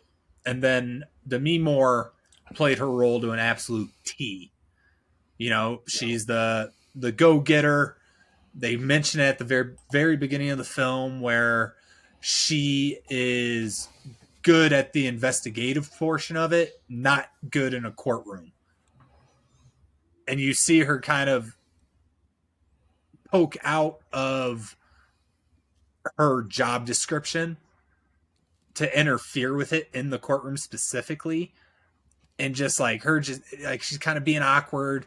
She's really confident, and then just being told off by the judge. Like some of my favorite, scenes are the middle of the entire trial, where like each kind of character is getting a little time to shine. But Kevin Bacon's Kevin Bacon. I don't know if he necessarily added anything outside of his relationship to Kathy, because like, you're a lousy freaking softball player. It's like, you gotta take your boys out, their chemistry is really good. Both Brendan and I going into this were like, yes, I think the Tom Cruise, Jack Nicholson performances are top notch. I mean, I think both of us would give him A+s around the, easy. I think where this movie might have lacked a little bit for the acting department is anybody below the Demi Moore, Kevin Bacon aspect. Their acting just kind of so. I'd give him more of like a C+, B-. Telling me type. Cuba Gooding Jr. isn't a great actor. He's on there for like 30 seconds. But is that the guy? Hold on, is that the guy that? Because are we talking about the guy that was in We Are Marshall? I think, or not We Are Marshall. No, he was in. He was in. He's Radio. No, he was in Jerry Maguire. Yeah. What is his name? Yeah. Cuba Gooding Jr. I can't think of what his name was. He has a ton of movies where Show me the money. Yeah, where he is Navy. That's the guy. That's the guy. Rod Tidwell. Yeah. That's the guy. When he came on screen, I was like laughing. I'm like, it's just how much did they pay him for a fucking cameo? Dude, he has another movie where he's a Navy diver. I completely forgot about it, but I'm not saying Cuba Gooding Jr. is not a good actor. What I'm saying is he's irrelevant to the movie. Yeah, what Brendan and I are saying is like, you got two. He's a very important testimony. Really high level performances. No, absolutely. I think the supporting underneath the Demi Moore, Kevin Parasite Bacon, had a larger group of collective that leads actors. To our point to this one is, as a full team of acting and a full cast working together, it was very good. I don't think any one of our characters or actors outperformed the other because they needed each other. You know what I mean? Like, there wasn't like one person really shining out in any scene. It was just. I feel like a lot of Korean movies have that characteristic, and maybe it's just because we're not, or I'm not specific. I've definitely seen Korean shows, Korean movies, but I just feel like their supporting cast just cast a broader net for whatever show or movie they're doing, as compared to like Western media, where it is just a few big names at the top that absolutely carry it, where there's a more collaborative effort in like Korean film. I think that is the argument for this topic. That argument is post 2000, pre 2000. Pre 2000, you're going to get those, A+ grades for a couple guys, and then the rest kind of fill in a little bit. Whereas post 2000, it's all about making a full movie with everybody doing their job. I disagree with that 100%. Okay. Disagree with that. There's so many movies that just pull a few star actors into it just for money grabs nowadays. We're talking the good movies. Yes. That's correct. Correct. Yes, that's correct. His point is the best movies are not always the ones that just have the big name actors. You watch Sinners, that did not win Best Picture. You knew Michael B. Jordan. Who else did you know in that movie? Slim. Is that his name? The alcoholic. Guy? Yeah. Yeah, the alcoholic guy. He was up for Best with harmonica. Yeah. Knew of him. Don't Pretty sure. No, I mean, but I've That's seen what them I in other mean. stuff. Like most of their, that's what I'm like the best, and like I think Cornbread. I the knew back him. and also Haley Steinfeld. I knew who she was because of Josh Allen, but that's I think what Trav's point is the better movies now. You don't need to have Tom Cruise or you don't need to have Brad Yeah, but Pitt. that they weren't who they were when this I was movie just came gonna out. say that, Kurt, is that when they came out, they Like, yeah, weren't. right now I mean, Top Jack Gun Nicholson they're probably who they was. are. Tom Jack might be the exception, but like Demi Moore, like Tom Cruise. I'm curious, like where Tom Cruise's career was at, because I feel like this is probably about the same time as the first Top Gun, but like 6 years. it's not. After. Top Gun came out in '86. I'm pretty sure. So that's 6 years later, and Top Gun is still probably right. one of his bigger movies. And I'm not saying that it's like a fun that. debate. No, it's a fun I'm not debate. saying it's better or worse, but it's what I prefer is a deeper acting roles and more of a broad cast of Well, and I think people fitting their roles. Well, and I think where this is hard, we're now comparing American movies where we don't know who any of these people are in Parasite. We don't live in South Korea. We don't consume Korean film as much, or European film, or Japanese film, or German film. Like we don't know how big some of these people are. And I've looked at prior to the pod what else they've been in, and they're all movies I haven't really seen. So we can't and I really didn't want to do this because I do not want to mispronounce anybody's name, but like is Cho Yo Jung, is she massive? Is she Tom Cruise or Sandra Bullock for their film? Like we could be wrong about that.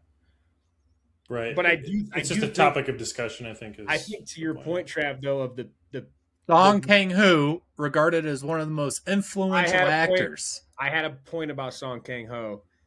Song Kang-ho has been in all of Bong Joon-ho's top movies that he's put out. When I did the Bong Joon-ho wheel not long ago, I put on Parasite, Memories of Murder, Snowpiercer, and I think it was a Netflix original that he was not in. Oh, was he the drunk guy? Yes. Or the Snowpiercer, drugged up dude? In Snowpiercer, I didn't know this until about 5 seconds ago when I looked this up. But Song Kang-ho was the designer of the train doors in Snowpiercer that came out of he was smoking cigs, taking all the crack rocks to blow the door off. He's been in Snowpiercer, The Host, Memories of Murder, Parasite. Like, I like that about. I think he's the only one when I was looking them up. That Bong Joon-ho is just every movie he does, his biggest movies he's ever done, this guy has led in. And Bong Joon-ho, I would have to assume or imagine, is the biggest film director in South Korean history. So this guy, and that's where the topic of discussion for us kind of comes to a halt on this specific debate between these two movies. Is we don't know if he's Tom Cruise of South Korea or if he is, the other guy, the son was Tom Cruise and this guy's Jack Nicholson or whatnot. But I think I would agree with Trav's point on post 2000 that some of the better movies, you might have Matthew McConaughey, F1, you might have Brad Pitt. The rest of the cast is not Zac Efron, Jack Nicholson, Matthew McConaughey, Bradley Cooper. Like, you don't need to do that. And I think pre-2000, not every movie, but a lot of those movies had those names. And I'll give you guys credit here because one of my favorite dumb comedy movies of all time is Wet Hot American Summer. And that might not even be pre-2000. That might be. I think it's post-2000. I think it is post. It's early 2000s, and it's got Bradley Cooper, Paul Rudd, like big names, but they weren't what they are now. 2001. So to your guys' point, like I do agree with that. Some of the movies that are loaded, it's because we know who they are, and it's 2026. And in 2002, if they had 7 of those people, 5 of them might have not had a career that they do now when those movies came out. So it's a good topic of discussion because Tom Cruise, I think, did. Jack Nicholson definitely did. Demi Moore, I don't know enough about. Kevin Bacon probably did as well. But I do. Yeah. Yeah, Demi Moore's will- in Landman. If you haven't watched that series, I think I we're will 2 say- seasons in. I will Very say fun. and this is, again, probably because it's international, but our top to bottom casting felt like nobody dropped the ball, where there were people in A Few Good Men that were. I think the military. There were just more theme people hurt to drop them, the ball, too. and a few good men too. Yeah. Or a few good men too. Like whereas Well, it's yours like- was like the family, four, And it's like family personality of 4, wise, family of 4. like personality wise, like almost everyone in our film is like military, so they're very, rigid. Whereas Parasite is more creative, more, it's like they're more, you're allowed to have personality in Parasite. Yeah, I think to make our point more clear, I would like to give kudos to the Jack Nicholson character and the fact that he has so much aura and like that performance is so Jack. But the rest, like, so he's here, Tom Cruise is here. Our point is the rest of your kind of cast is kind of this I middle get the point though. Yeah, I think as a group, ours elevates the acting for the movie up to here, and yours goes just a little bit below because of the rest. And that does not take anything from Tom Cruise, Jack Nicholson, because they are unbelievable. I actually have 2 good notes about Jack Nicholson and Tom Cruise from this movie. 5 or 6 lines down, star Nicholson rocks. About 7 lines later, star Tom Cruise fucks. Those were very insightful notes from me during that movie. Did you guys think Tom Cruise or Jack Nicholson was better? That's a great question. I wanted to Jack. ask. I think it's, It's Tom. Jack. I think it's Tom. Dude, I think it's Jack is good, but like we get more of Tom. Correct. You Pound want for me pound. on that wall. You need me on that wall. This is funny. No, I literally I love Like I that love whole Jack in monologue that. alone. This is kind of funny because it's Tom in my screen. Tom, Nick. I'm Tom. I'm also Tom. I think Tom was better. Nicholson has more aura. Tom's acting was. There's just more But to his acting. Like there's more of an arc, whereas you just get Oh. Jack. Bro. Yeah, In, but like, it's just 2 it's instances, that's Jack it. That's alone fine. in a chair Hold on. I gotta do So using a cave with a box of scraps. Tom Cruise, yes, has his performance, and it's very good throughout. But without the antagonist of Jack Nicholson playing that character and being a little bit secretive and not being in there, and then he shows up and he's big dick in him until the time that he doesn't. You know what I mean? Like the delivery of the words of how much like I am the colonel, you're beneath me, and that feeling The you venom get, in 'em. Yeah, it's dude. You But you don't have to say you don't have a thank Tom, you. You don't have a Tom Cruise performance without Jack Nicholson. The best acting scene of this movie had nothing to do with Jack Nicholson. It was when Tom Cruise came home drunk after Markelson or whatever his name is died, and he did the game show. Yeah, yep. The game show scene was the best acting scene in this movie. Ooh. It is not even close. It's That- close. It's that close. scene, It's I arguable. don't know, Trav. That's a good that point. scene I'm with you. It's was great. unbelievable. Jax is more iconic. Jax is a staple, but like down to the acting of it, The game show scene Dude. is incredible. That game show scene, I put 4 Show them what stars. they've won. And he just fucking loses. Court martial, Dude, that acting was peak performance from Tom Cruise. I agree with the all the points you've made. That scene, I think, for me, it tilts the scale. To not to make this any bit longer, but now to switch over to ours. Yeah, because I was gonna say, like, I do want to get into Parasite. The teamwork of when we finally hit the climax of, holy shit! Like, we're sitting in this really nice house. We're coming from the slums. Let's enjoy this. We kind of got it made now. That phone rings. It's downhill from there, and the scatter, move around, jump around, clean it up. Also, you add in the layer of the maid, right? Just poof, right in the mix of that, and everything. It's hard to put in words like how that gets tied into a movie story without like either not making sense or not tying together well.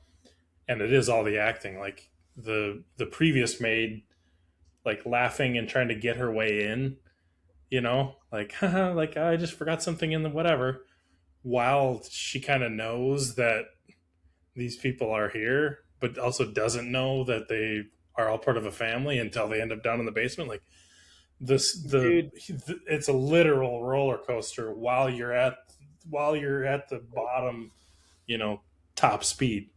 We have to get. I want to talk about that more. We need to get the wheel to land on screenplay because I have so much to unpack on all of this. I think I would be interested in, because we are more on the ensemble approach than the leads of the movie. In your guys' opinion, again, best performance in Parasite. Who did you guys think was the best actor or actress in the movie? I want to get their name right. I was gonna say you could just say just like character. They were in the. I enjoyed the daughter. I was just gonna say the daughter. The daughter. But I also liked the crazy dude in the basement. I also like that dude was fucking insane. Just for less time. Yeah, the daughter I thought was absolutely. Yeah. I felt like she was the mastermind throughout the whole thing. And the brother kind of lucked into it and had the skills available to himself, but like the daughter was cool, calm, collected, ordering the wife and mother to do whatever the hell she said. It's like, yeah, I just read a couple fucking books about it. Like, you need to leave. Like, telling someone that... Mom, yeah, because the son was a little more timid, and she was like, we're going to do this by ourselves. Because she watched the first tutor session with the son. The daughter comes in to teach art, and she's like, you leave us alone. And then this orchestration and execution level, that girl was phenomenal. The daughter was my pick, too. I think this is a consensus. Yeah. Consensus. Who did you think was the weakest of the family? I know that I'm not trying to like make it gotcha, but like as a family dynamic, who's the weakest? The little boy sucked. He's terrible. No. Because in my opinion, I would say the mother was like the most tertiary character, where the dad, the daughter, and the brother were more front and center, and like that's how they're introduced as well. And I'm not saying she did a bad job. I really liked where she doesn't like being told what to do, but she's a housemaid. That's kind of what she has to do. And like she kind of slips up here and there, like when no one's watching. I think her being the last one to join the family in the house kind of has that little bit of a feel to it. And her role isn't forward facing either. I thought for her role she did really well. For sure. Because in that same scene that we were just talking about, which I don't want to get too much into the movie, but when shit hits the fan and she has to be the one that is the face of the house, she does a very good job of just being. I mean, because as the maid, you are the most kind of beaten down, irrelevant person. You're just there and you're doing all Yeah. these household tasks. And They're a shadow. I don't think her role needed to be anything more than what it was. No. So I think it's easy to say her performance was probably the weakest because she wasn't as, like you just said, front and center. But I thought for what her role was, she did a pretty damn good job. Yeah. I think we need to spin the wheel again. That was a great discussion. That was fun. That's good.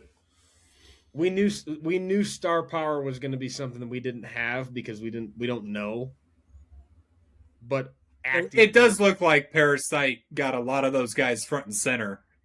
But if you reviewed this movie 20 years from now, like the argument against us at the moment where it's just star power, like, what if only 3 of those guys make it big? And then are we viewing that through the same lens? But for the argument's sake of what my decision. No, I know it's right now. Yeah. Thank you. Smell ya. I appreciate you spin. I was ready. They could finish that. I'm glad you spun it. Next topic on the board would be emotional impact. That's a good one.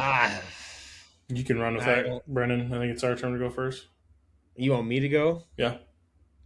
Britt?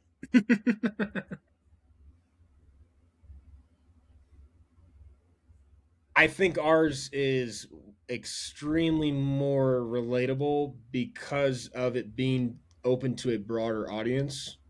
Where if you don't have, but I do think, like I mentioned earlier, the story of the plot line of A Few Good Men could be taken out of military specific to day-to-day crime or families outside of the military. I think class hierarchy and families from lesser or from more is going to touch a broader audience than a family that has been involved in a, not just a murder case, but a serious case in court that could deter the lives of a parent, a brother, a sister, a son, or a daughter, a mother.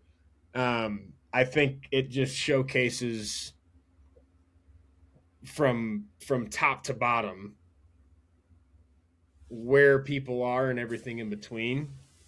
I think what our movie does a good job at too with that is where you see the greed. There's a lot of emotional negligence in this movie. I think at the back end when the murders are happening and the rich people are trying to just leave and they don't really give a shit about any of these people dying. They don't care at all. I think you see it at the higher end there. In terms of the higher class is not really too concerned with lower class people or, psychopaths, homeless people, whatever they think they are. They're not too concerned with them. They're cared about themselves getting out of there, not helping or trying to deter the situation. And I think they showcase the lower end of it too. When the family gets the house when the rich family's gone and they're just slugging out on chips and booze and living this lush life. It's all fake. And they're trying to soak that in as opposed to, like the grand scheme of the movie, although it was forgery and documentation fraud and a bunch of different things that led to them getting this position, there should be some sort of gratefulness to it of if you were able to pull that off, you're committing a crime, but you also are getting paid pretty good money from this family.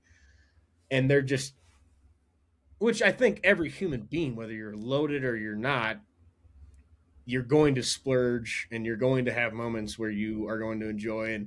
But I think they do a good job of showcasing the emotional intelligence of the higher class and the lower class. Not to shit on the higher class for not caring about the lower class, but the same thing goes for the lower class of you've figured it out. You've gotten somewhere pretty good. You all have jobs now. You've finessed your way into this rich family's lives where you're making good money and just being total slobs in their house. And you could have all been there and enjoyed a family movie night with the boys at Extra Butter. You know, hung out, slept in a nice house, had a That's bed. what they forgot. Not dealt with a guy pissing out your front window. They and forgot having their extra butter, Brendan. That's what they forgot. fumigation systems coming in, and they're just keeping windows open to get a free pest control. They take the full advantage of being in the house, and they go total, you know, I can't think of the word, but you know, full holds bar, whatever that word is, or whatever that phrase is, I should say.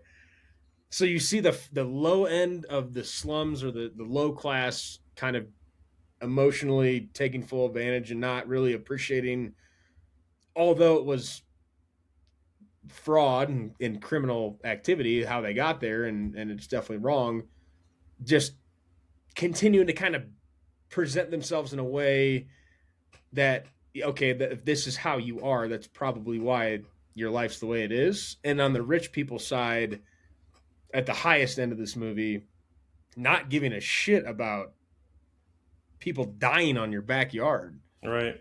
and just trying to protect your people. So it shows you both top and bottom of this scale from the emotional side. I wanted you to go first because you'd watched it before. But from the aspect of somebody who hasn't seen it before, like, I'm not thinking of those things yet. Like, I'm still fresh off of watching this for the first time and going, like, you know, when you get introduced to this family, you still don't know what this movie is about. And you still don't know what it's about when the first, you know, when the son goes in there to tutor. You're still thinking maybe there's something with a parasite involved, or a bug, or something scary. You know, we talked about this earlier. Like, is it a horror or something like that? And each level of one of these family members getting involved without getting caught adds that suspense. And for that level of emotional, like, impact, it was like unbelievable for this type of movie. There are other movies like this that they just keep climbing, but this one was so cool with a different style of climax, of more people getting involved, and you don't really, it was one of those unpredictable kind of finishes. A little bit of it was once you started to understand it a little bit, but really cool feeling after you kind of figure the movie out and you go, holy shit, like, the Morse code, you know, like, he's still sending messages. And then when we get to the actual ending, the ambiguity, like you were saying, Brennan, earlier, like, did he actually do this? Did he go make the money and get rich and go find his dad, or go own the house and get him out of there? Or is he still in the slums and that's just his dream? And I think that ties back into the emotional impact, because I wanted to talk about the ending of, you don't see the family that maybe the guy living in the cellars of the house, the tunnels of the house, maybe they had. Right. And now it's the poverty cycle of this guy. They went through it. They worked for them. He committed murder on the father of the home. His escape route was the tunnels that nobody knew about. The son comes back, sees the Morse code. The ending is open ended of, do you think he will get to that, or will he not? He has the vision and the I think it's just, the vision, I guess, would be the dream state of him making the money to buy the house, finding his dad. When in reality, outside the Morse code, you don't know. He doesn't actually know that's his dad down there. You can very well assume it. He got the note. There's a lot of facts that would point to it, but how long has that house been there? How many families have gone through the exact same thing? And then the rest of that kid's life is trying to find a way to get back to his dad.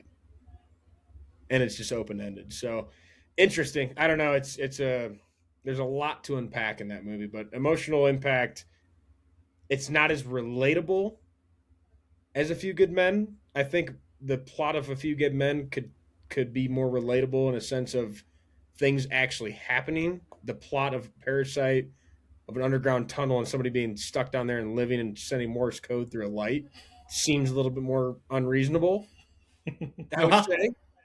But But today's age, when you take your tin hat off and you're watching a movie, it's just like, holy shit.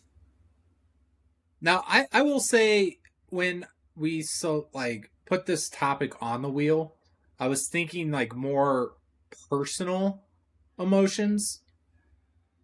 And with that, Parasite had me feeling I was laughing. I was like nervous. I was anxious. Like it hit fucking everything. But I think A Few Good Men is more intense at a few of those. So when like I'm watching A Few Good Men, dude, like obviously we have the Jack Nicholson scene, we have the drunk scene, we have them down at like everything's really like you're kind of strung out kind of watching it because of the ramifications of what they're trying to do, where they're at, the consequences of failing. Where Parasite, I'm watching this, I'm just on the fucking roller coaster, like we've said earlier, and I'm going up and down. I was pausing it sometimes, like, all right, dude, I got to kind of prepare myself. What, like the phone rings, and you're like, oh shit. And that whole time watching it in the back of your head, they're probably coming home during this, guys, because in what movie are that you gonna start trashing the place a little bit and not have a consequence of getting caught doing it, leaving something behind? And then Parasite really upends your expectations from the viewpoint of I thought this was something else before I came into it. Where A Few Good Men is very, we spoke about it last week, but very linear. So it's like those emotions are kind of slowly getting up until like the final court battle, where Parasite, like you're here, you're there. It's like, oh, they're all just going to get jobs and, swindle money out of them. Like they said in the film, they're going to like start a recruitment business and bring more people in. So then the housemaid comes back. That's where my mind's at. Oh, they're going to recruit him in. All hell breaks loose. Then they're hiding under a table with all this shattered stuff under there. And how long were they waiting there? A few hours, Like the suspense. Like I almost feel like Parasite is more true to the thriller category than A Few Good Men. I just felt like A Few Good Men, it's just more intense watching it. We agreed with that. We said that pre-pod. We thought thriller category ours was Parasite was definitely more fitting of a thriller because you didn't know what was coming, whereas in A Few Good Men you do the whole time you know what's going to happen next. I think. Go ahead, Brendan. I got a point after you. My only question was, and I guess not really a question, but a point of like, I agree with Geese's thought of the whole time they're in that house, the family's coming home, but then you get the wrinkle of when the doorbell rings, you did not expect it to be the maid. Like there's the family coming home is the thought, and then when what happens, it's not what you expected. They do come home, but there's a wrinkle between those two things where you're like, you're waiting for the family to come home and you're like, oh shit, what does this woman want? And they did a really good job not creating like plot holes or stupid like occurrences. Like I bag on that all the time on this, where it's like we talked about that's that so stupid. Yeah. In order to make this happen, the Parasite flows very naturally. Over to you, Chuck. Well, here I'll round you guys off with. I think round me, baby. I'll round you off. I think A Few Good Men could have used a little bit more of a backstory of those guys involved in the crime. Just a little bit more depth in the beginning.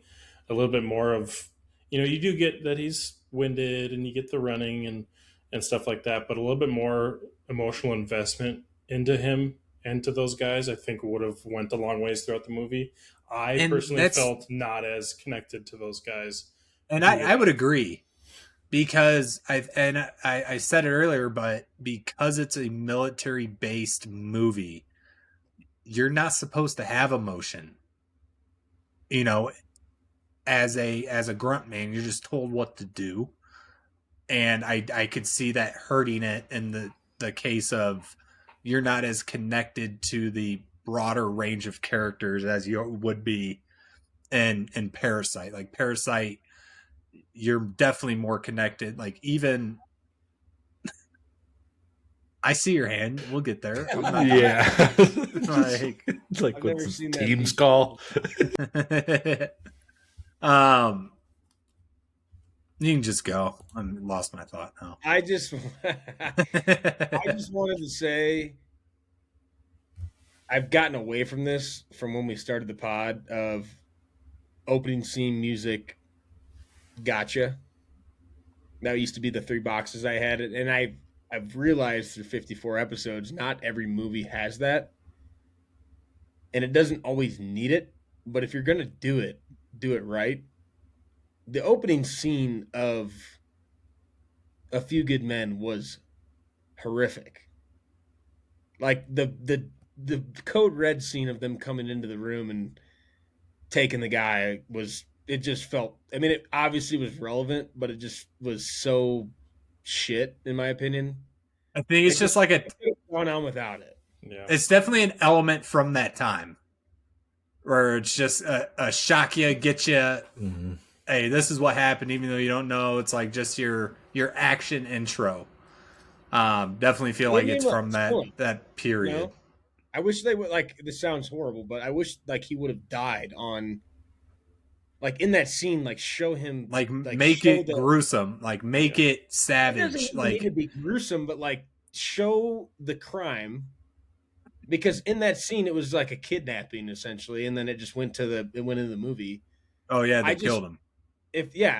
Just show the whole crime. Well, I feel like And giving then us a leave us reason guessing. not to like them, and then finding out that this guy complained about his health issues. That's you're hitting it right there, Geese. I think that's the thing. It's like we give got us a an little bit of emotion him, about these two characters first, 100%. to then Because we got emotion about the other guys, because you get a little bit of a reason to either like Jack Nicholson's character because he's a good actor, or hate him because he's a dickhead, and then to like Tom Cruise's character because he's funny, charismatic, and a winner, or Demi Moore's character because she's got all these different aspects. But like the main meat and potatoes of this movie is these few good men that are supposed to be, you know, upholding this code and honor and everything, and you just don't get enough of it to really make it feel that way throughout the whole movie.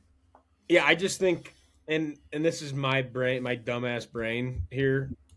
The scene that they showed of the crime was horrible. At least you got the point of it. Like, it wasn't completely irrelevant. You totally understood that was what happened as you watched the movie. What I loved about it, and this is where my dumb brain kicks in, is they go from that to the military line of the guns.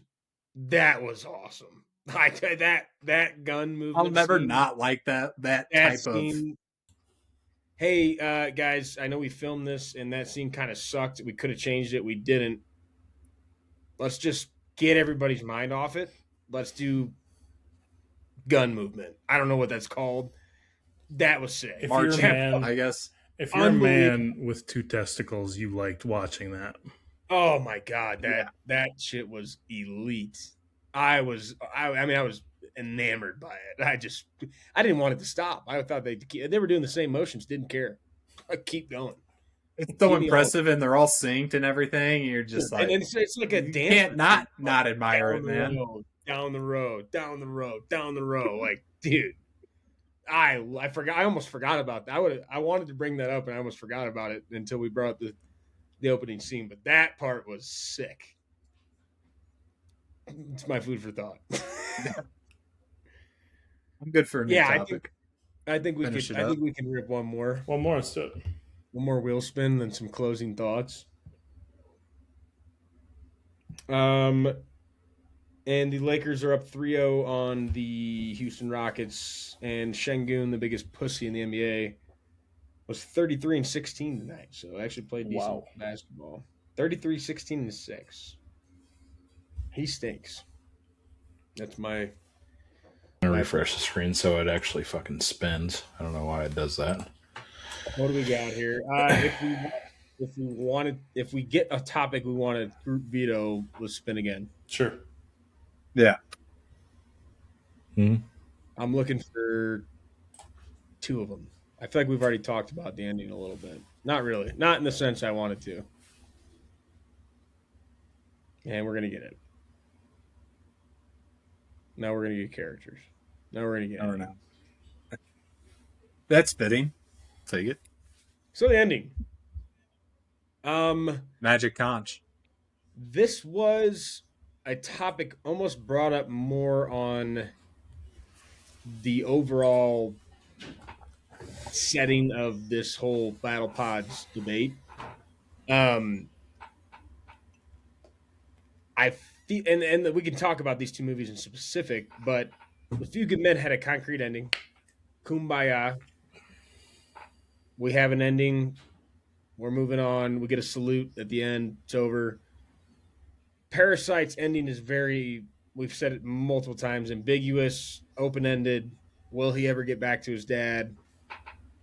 How many families were there? Is the Morse code like? There's so many things, and I feel like that conversation wasn't necessarily happening to dog A Few Good Men or praise Parasite. It was more of a pre 2000, post 2000s conversation of there are more movies now after the year 2000 that leave the ending open ended. Whereas pre 2000, we got concrete endings and the movie came to a close, excluding sequels. Obviously, any sequels pre or post 2000, they're going to leave the door open. You know what might be next, but I feel like I feel like it didn't happen as much pre 2000 though. Like that's probably a bias and small sample size, but I feel like most films today are left open in order to do a sequel. Like it's more of a forethought. So maybe we can get some more money out of this. Let's just leave it there. Where if not, then fuck it. Yeah, where like pre 2000 is more like this is the story. I like that thought. I think it's cooler to do that regardless if there is or isn't a sequel. Like it's left up to you or fans. Like it gives fans more of a opportunity to go, Puts like, geese on the Reddit threads. Yeah. What's going on here? The fan fiction. Yeah, explain the ending. Yeah. Or create your own. It's a good point. I mean, I do agree. Like in the day and age of inflation, leaving the door open always allows you to make a Parasite 2. Will there be one? I don't think so, but if they wanted to, they could do it.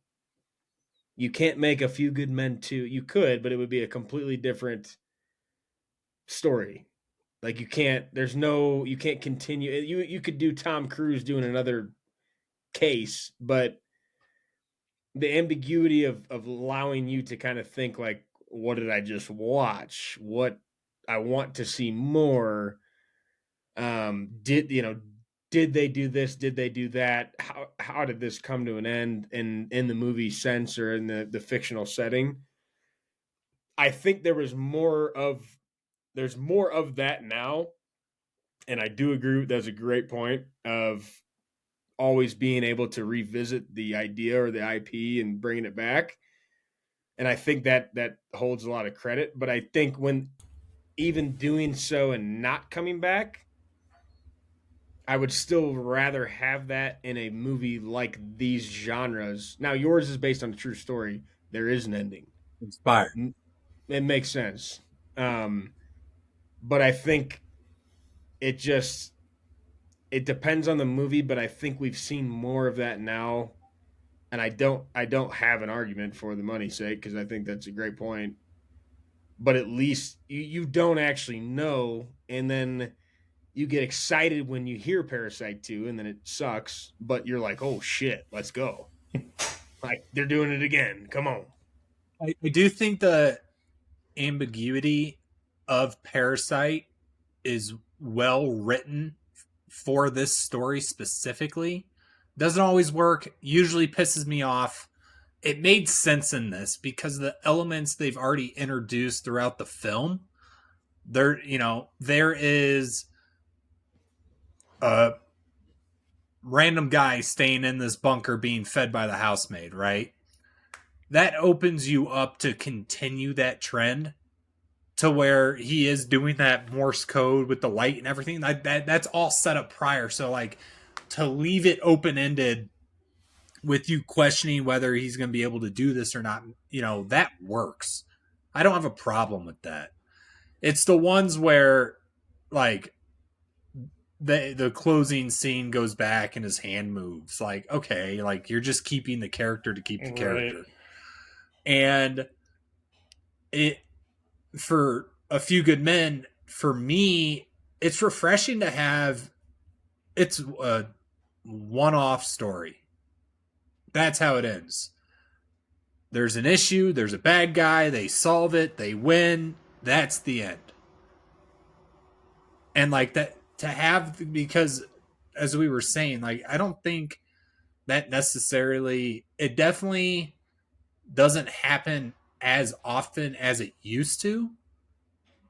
And so leaving that movie with okay, completed story, I'm good, versus Parasite where it's like, okay, there is probably a second one, because like I think the way they framed it in Parasite is more straightforward.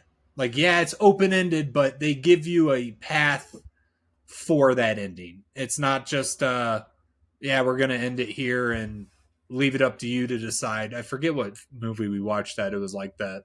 You just made the point I was going to follow up with they had the path, and I think a lot of movies either back then or now can get caught in either like reaching the climax with 5 minutes left or reaching the climax with 20 minutes left.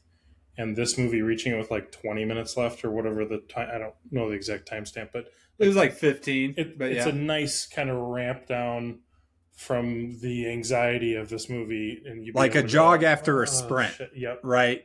The ones you're talking about, they pump it so fast, also piss and me then off, like nice. It's a nice, easy runway to kind of lead you into the direction of like the open ending instead of just like dropping you off a cliff. Right. Yeah, I'm with you. Yep. I think of Crit. What was that? We've all seen it now. I think maybe Geese hasn't, but that Netflix series with John Bernthal. His and Hers, I think. His and Hers. Yeah. Yeah, I think of that being a great concrete ending. Like, you gotta watch His and Hers. That would be almost better than ambiguity, because you've got what you think is the answer, and then they actually end it with the real answer, and then it ends. Yep. I almost like that ending better than both of these, because you, like you just said, Trav, I think, you get to the 15-minute or 20-minute mark and you ramp down and you're like, okay, we're eased out. Where that one hits the 20-minute mark and you're like, I got this all figured out. Yeah, like why is there 20 more minutes to the show? And then they just punch you in the nuts. Yeah. And then it ends, but they give you it ends and it is the answer, but it hits you in the mouth at the very back end. It's so hard to do, and that's what makes that type of show and that show that good. Yeah. It is hard to do. The crime aspect. Movies are harder to do that possible. with than TV shows. Hey, bad example of it, Game of Thrones. Yeah. Game of Thrones leaving you with a little bit of everything, of endings that you didn't want for characters and endings you did. And just spin-off shit. Open-ended for spin-offs that you don't want. It's like, yeah. I don't mind, what is it?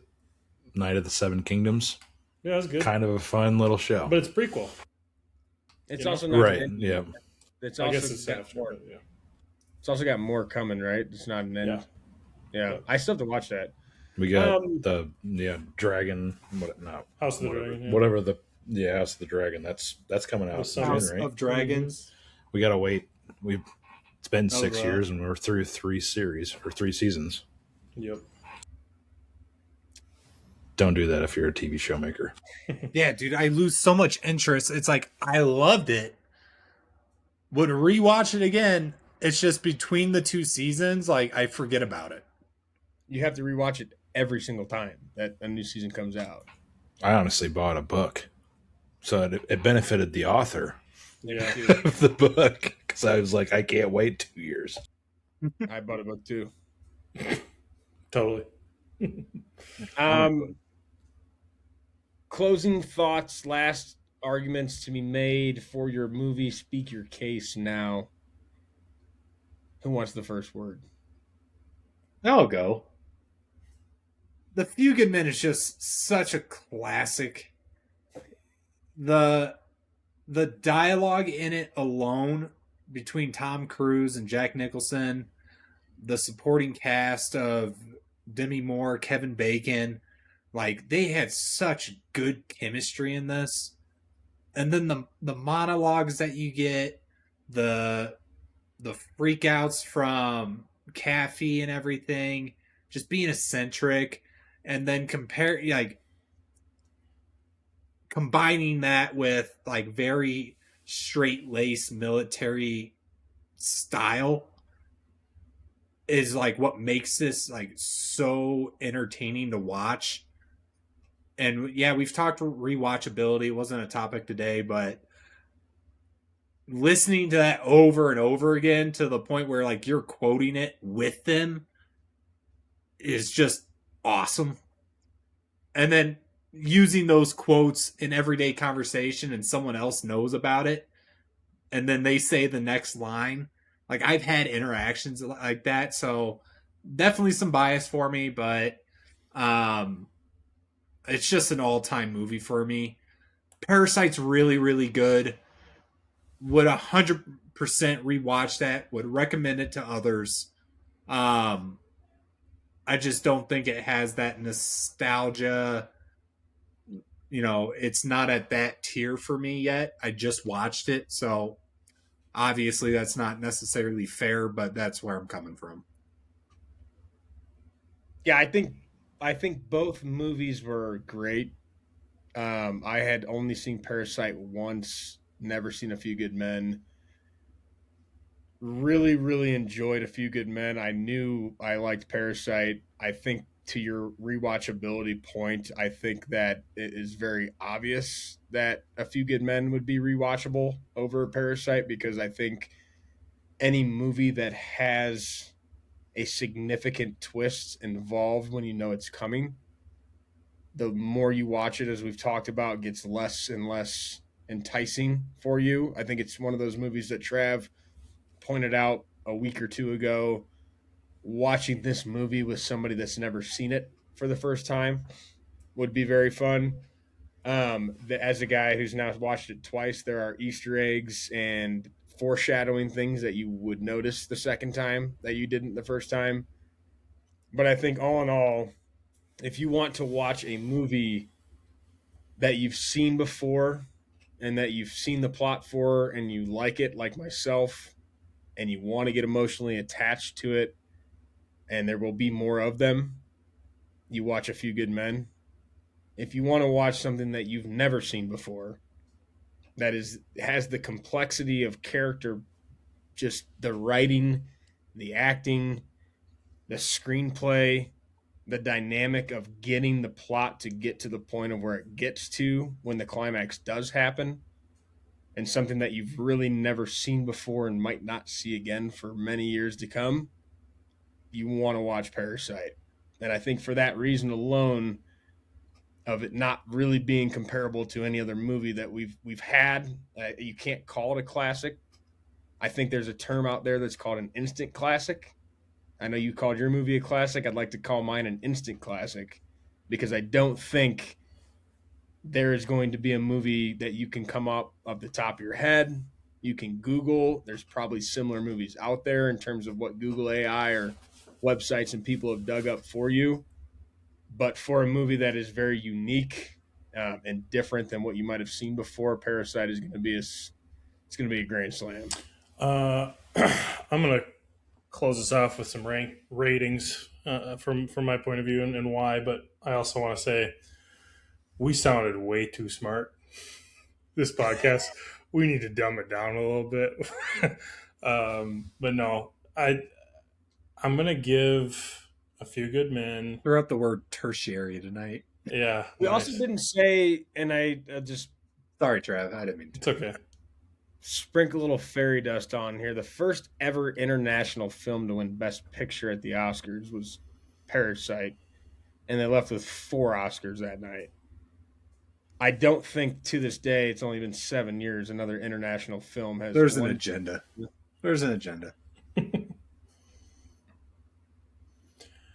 I'm gonna give A Few Good Men a 4 flat, and I would have given it a 4.5 with those points I was given earlier, with a little bit more of a backstory and vibe check feel for those guys involved in the beginning. I will give Parasite a 4.5 and not a 5 because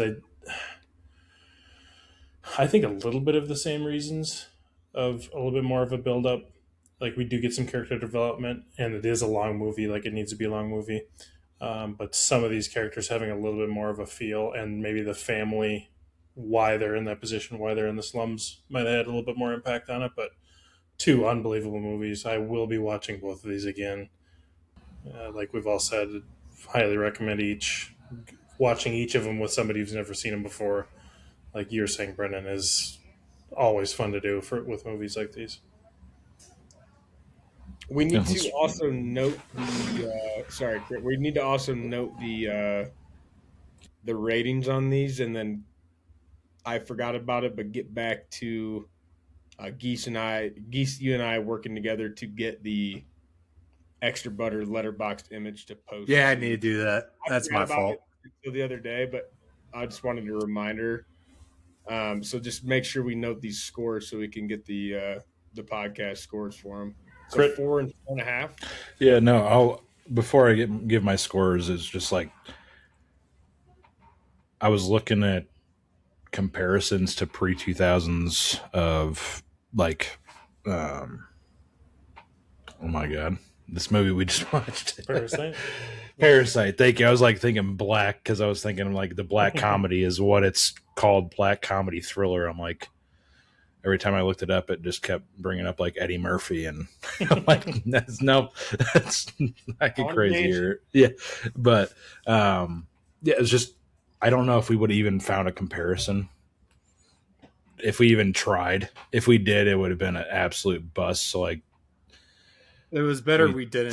We did our best with that, and I'm glad we did because I've never seen it last week that it was going to be like this. We knew when we threw it out that it was going to be hard to match up. So that's kudos to you guys because I thought you did a good job, but you guys had no idea what this was. So, which is crazy because it's been on the wheel for 4 months straight. But I knew we had staples that were making the list no matter what. This was one of them.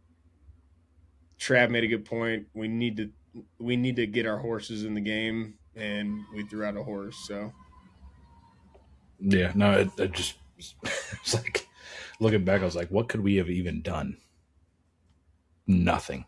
Like as far as like putting it in the same ballpark, like you guys honestly did last week, which I didn't think was the case, but it ended up kind of being the case. So yeah, kudos to you guys for throwing out your horse. And honestly, we had 2 good movies this week, and 2 great movies. Like fuck, yeah.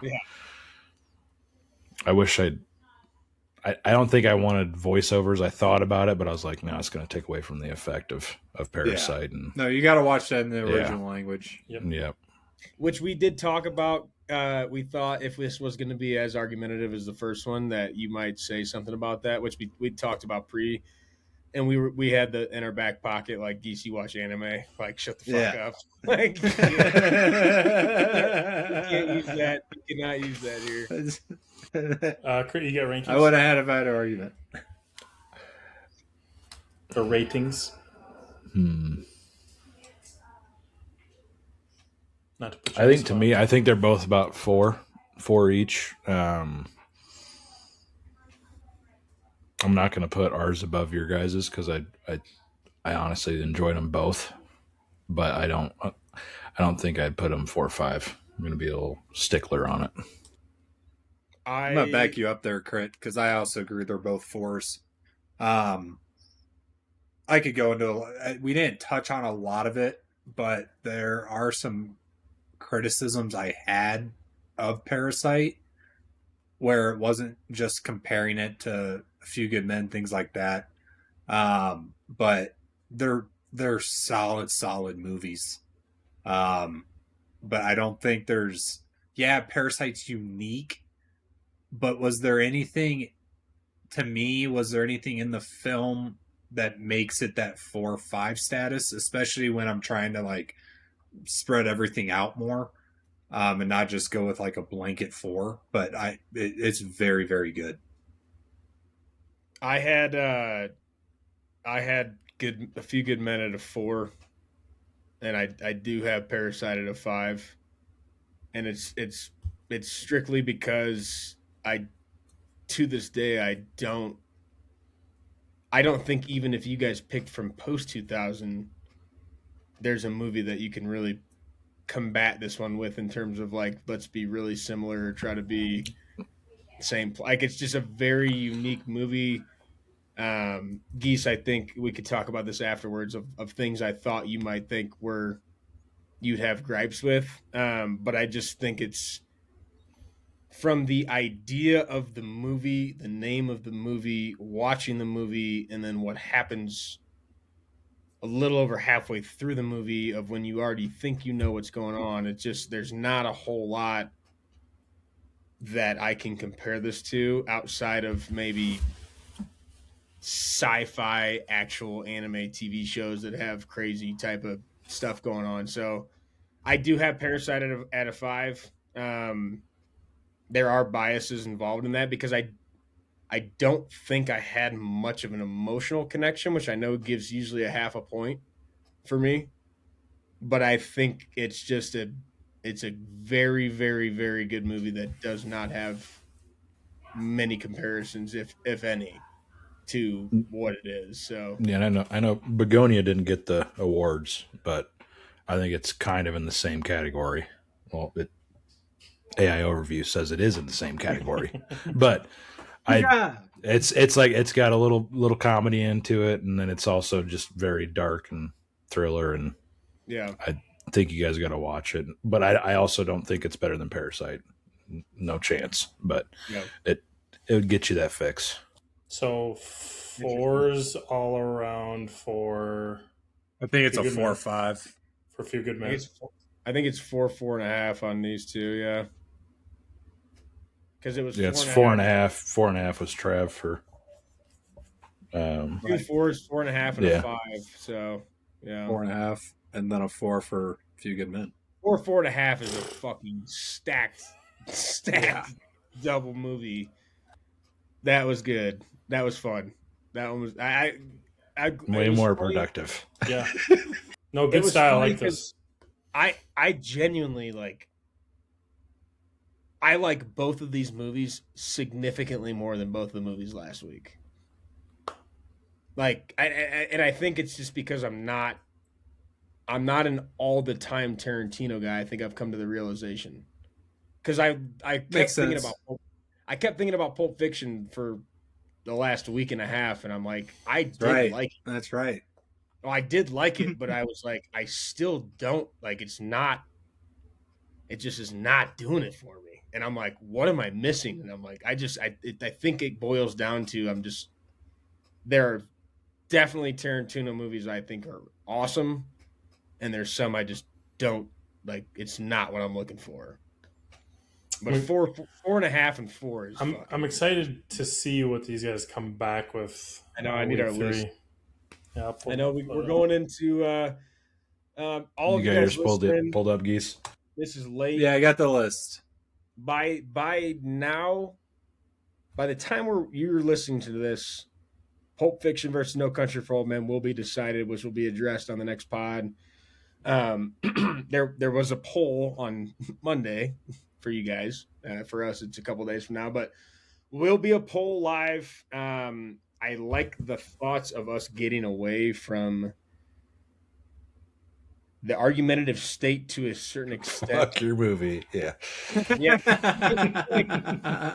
Somebody asked me this week who won, and I'm like, well, we're not deciding. And then I thought, like, well, we thought we were deciding, like on the pod. It's like it's more fun to do it this way. And again, it's like if we get 3 votes or 10 votes, whatever, are the people that have never seen Parasite going to vote for A Few Good Men? If they've seen it, probably. If the people that have seen Parasite and never seen A Few Good Men, they're going to vote for Parasite, probably. But it's still fun, and we encourage you. We want you guys to listen because it's an electric idea of a movie pod. I think, like I was saying earlier, we sounded and we're way smarter in these breakdowns of movies than we typically are.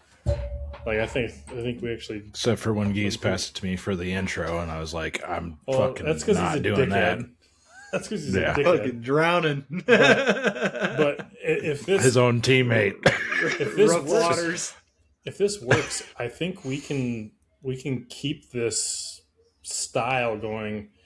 I'm thinking from previous wheels, like even if we split the wheel down the middle and we get one half, you guys get one half, and we compare and contrast, I think it's a really good style. More dynamic. Yeah. It's a good thought. Yeah. Overall, this I will Trent, say what it's are a you little thinking? harder watching 2 movies. it's revolutionary. Yeah. Yeah. Trent, what are you thinking? Honestly, I'm thinking hit him with 1 or 4. Going to the top of the list on this track. No, we shuffled our numbers. Don't you worry. Where the fuck is one? Oh, Ours is known in no particular order either. ooh. Theirs is not dry. I'm fine with either one, Crit. Could you imagine if we had it where I like both. we of had those. to I match wouldn't the mind. number to I wouldn't whatever mind they picked? 3 and saving 4. Should I like come down to saving it. 4. Could you imagine if we Okay, matched so the then number, Brendan? what do you Like, think 1 or about? 3? big 3? What do you? Yeah, 1 or 3. You flip a coin. I say care. 3. Crab, We're not flipping a Three. coin. I was leaning that at the beginning. Okay, I'm I think in. we go 17. All right, Yeah, we are going with. 38. Go ahead, Geese. You announce You it. got it. All right. We are going with a family musical, Lion King, 1994. You're going with Lion. What? Lion King. Lion King. I looked up OG. a family musical Lion King, and I saw an actual musical. I'm like, Broadway show. That's just, Broadway show. it's animation as well, so whatever you guys feeling there. 9, baby. Lindsay will be locked in. I mean, yeah, it's 9 or 2. Ooh. 9 is more. I think it has to be 9. That's what it feels like. That 2 is. What do you think about 8? What do you think about 13? 12. 10. 1. Honestly, yes. I think we do. You said 13. No, just something other than 2 or 9. You just want to go completely off 8. the wall. No, I don't want to. No. I don't want to. I don't want to do 8. I do want to do 8, but not right now. Because what I was thinking, Trav, would be funny is 14. 14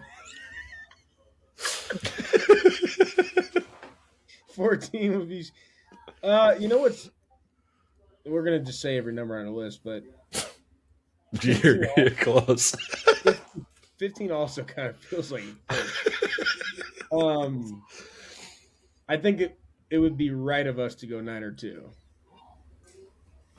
and I think 2 is probably a better movie, and I think 9 would be more fitting to combat Lion King. but I don't know. Let's flip a coin between 2 and 9. We're big flip a coin guys here. Is there a coin involved in Yeah. one of these movies? It's the last time I was involved. It hit. All right, I've got a classic quarter here with the eagle on the side. We got a 1996 quarter The year I here. was born. Heads is 2, tails is 9. Heads is 2, tails is 9. Pre-2000 quarter. Just saying. Heads is 2, tails is 9. Yeah, it's beat the shit too. That's character. You said Can't tell if it's heads or not. Heads is 2, tails is 9. tails is 9. Like Friday Night Lights. Repeat that, Trav. Heads is 2, tails Heads is is 9. 2, tails is 9. Tails is 2, It's heads is heads. 9.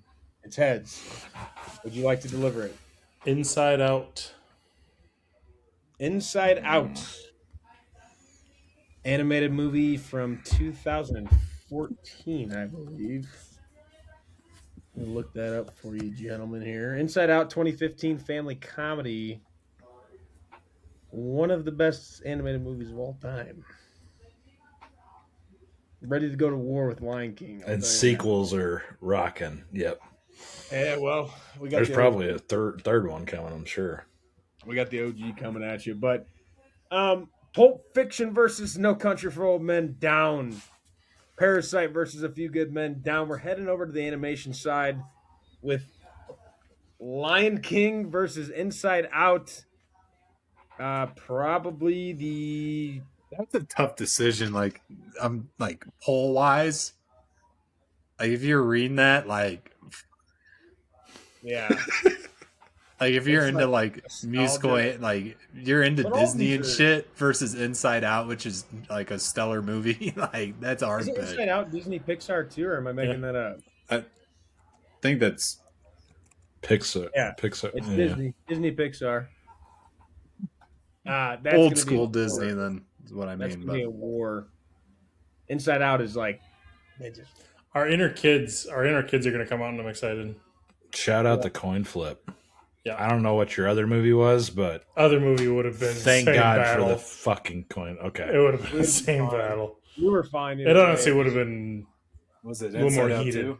It was Inside Out. Lilo and Stitch.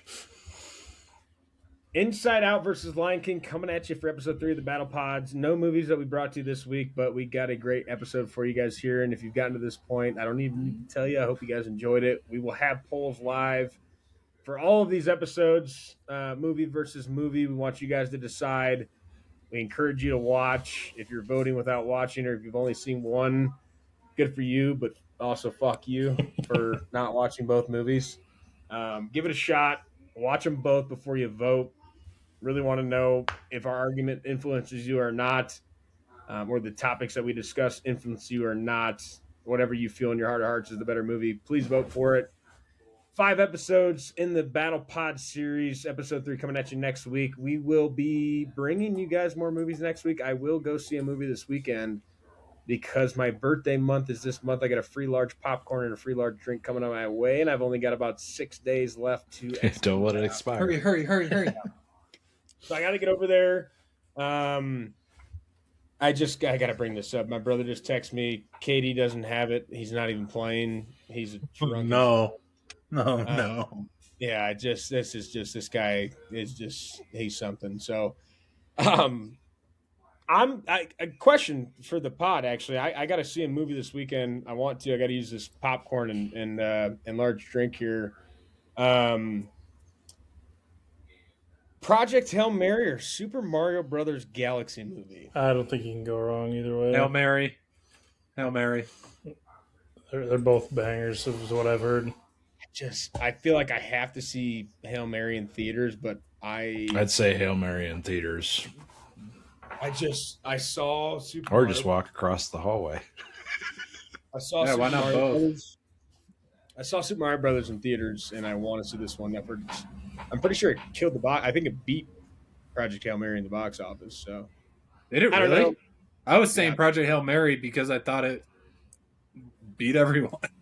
No, I'm pretty sure Galaxy beat everything this year so far. Wow. So, like globally. I don't know about US, Yeah. but Wow. Nintendo. I'll have a movie for you. There's a screen unseen on Monday. I've missed the last couple. Damn, I didn't get back into it. But we'll be back this week. The last one, can't remember the name of the movie. It was a Scream. Looked scary. Like, would have been edge of your seat. I hate my life for Why being don't here go right those? now. So, Screen Unseen Monday, weekend movie for your boy this weekend. We're going to get back out there to give you guys a preview for some new movies to go out and watch in theaters. Also, it is May 1st for those of you listening, guys. Happy National Space Day. Shout out to the Artemis 2. Happy National School Bus Driver Day. As in Fortnite, we always like to thank our bus drivers. So kids at home, if you've got kids, make sure you guys are thanking your bus driver. Miss Frizzle. Happy International Tuba Day. And for everybody that celebrates, happy National No Pants Day on Friday, May 1st. Don't wear pants. Let it all hang out, guys. We care about you. We appreciate you. Hope you enjoyed the episode. We'll catch you next time. And when you get your popcorn, don't forget your extra butter. We'll catch you on the next one. Extra, extra butter on the corn for me. Extra, extra butter. I hope they don't charge a fee. But it won't matter anyway. I got a good movie to play. I'm gonna ask my friends to stay extra butter for me.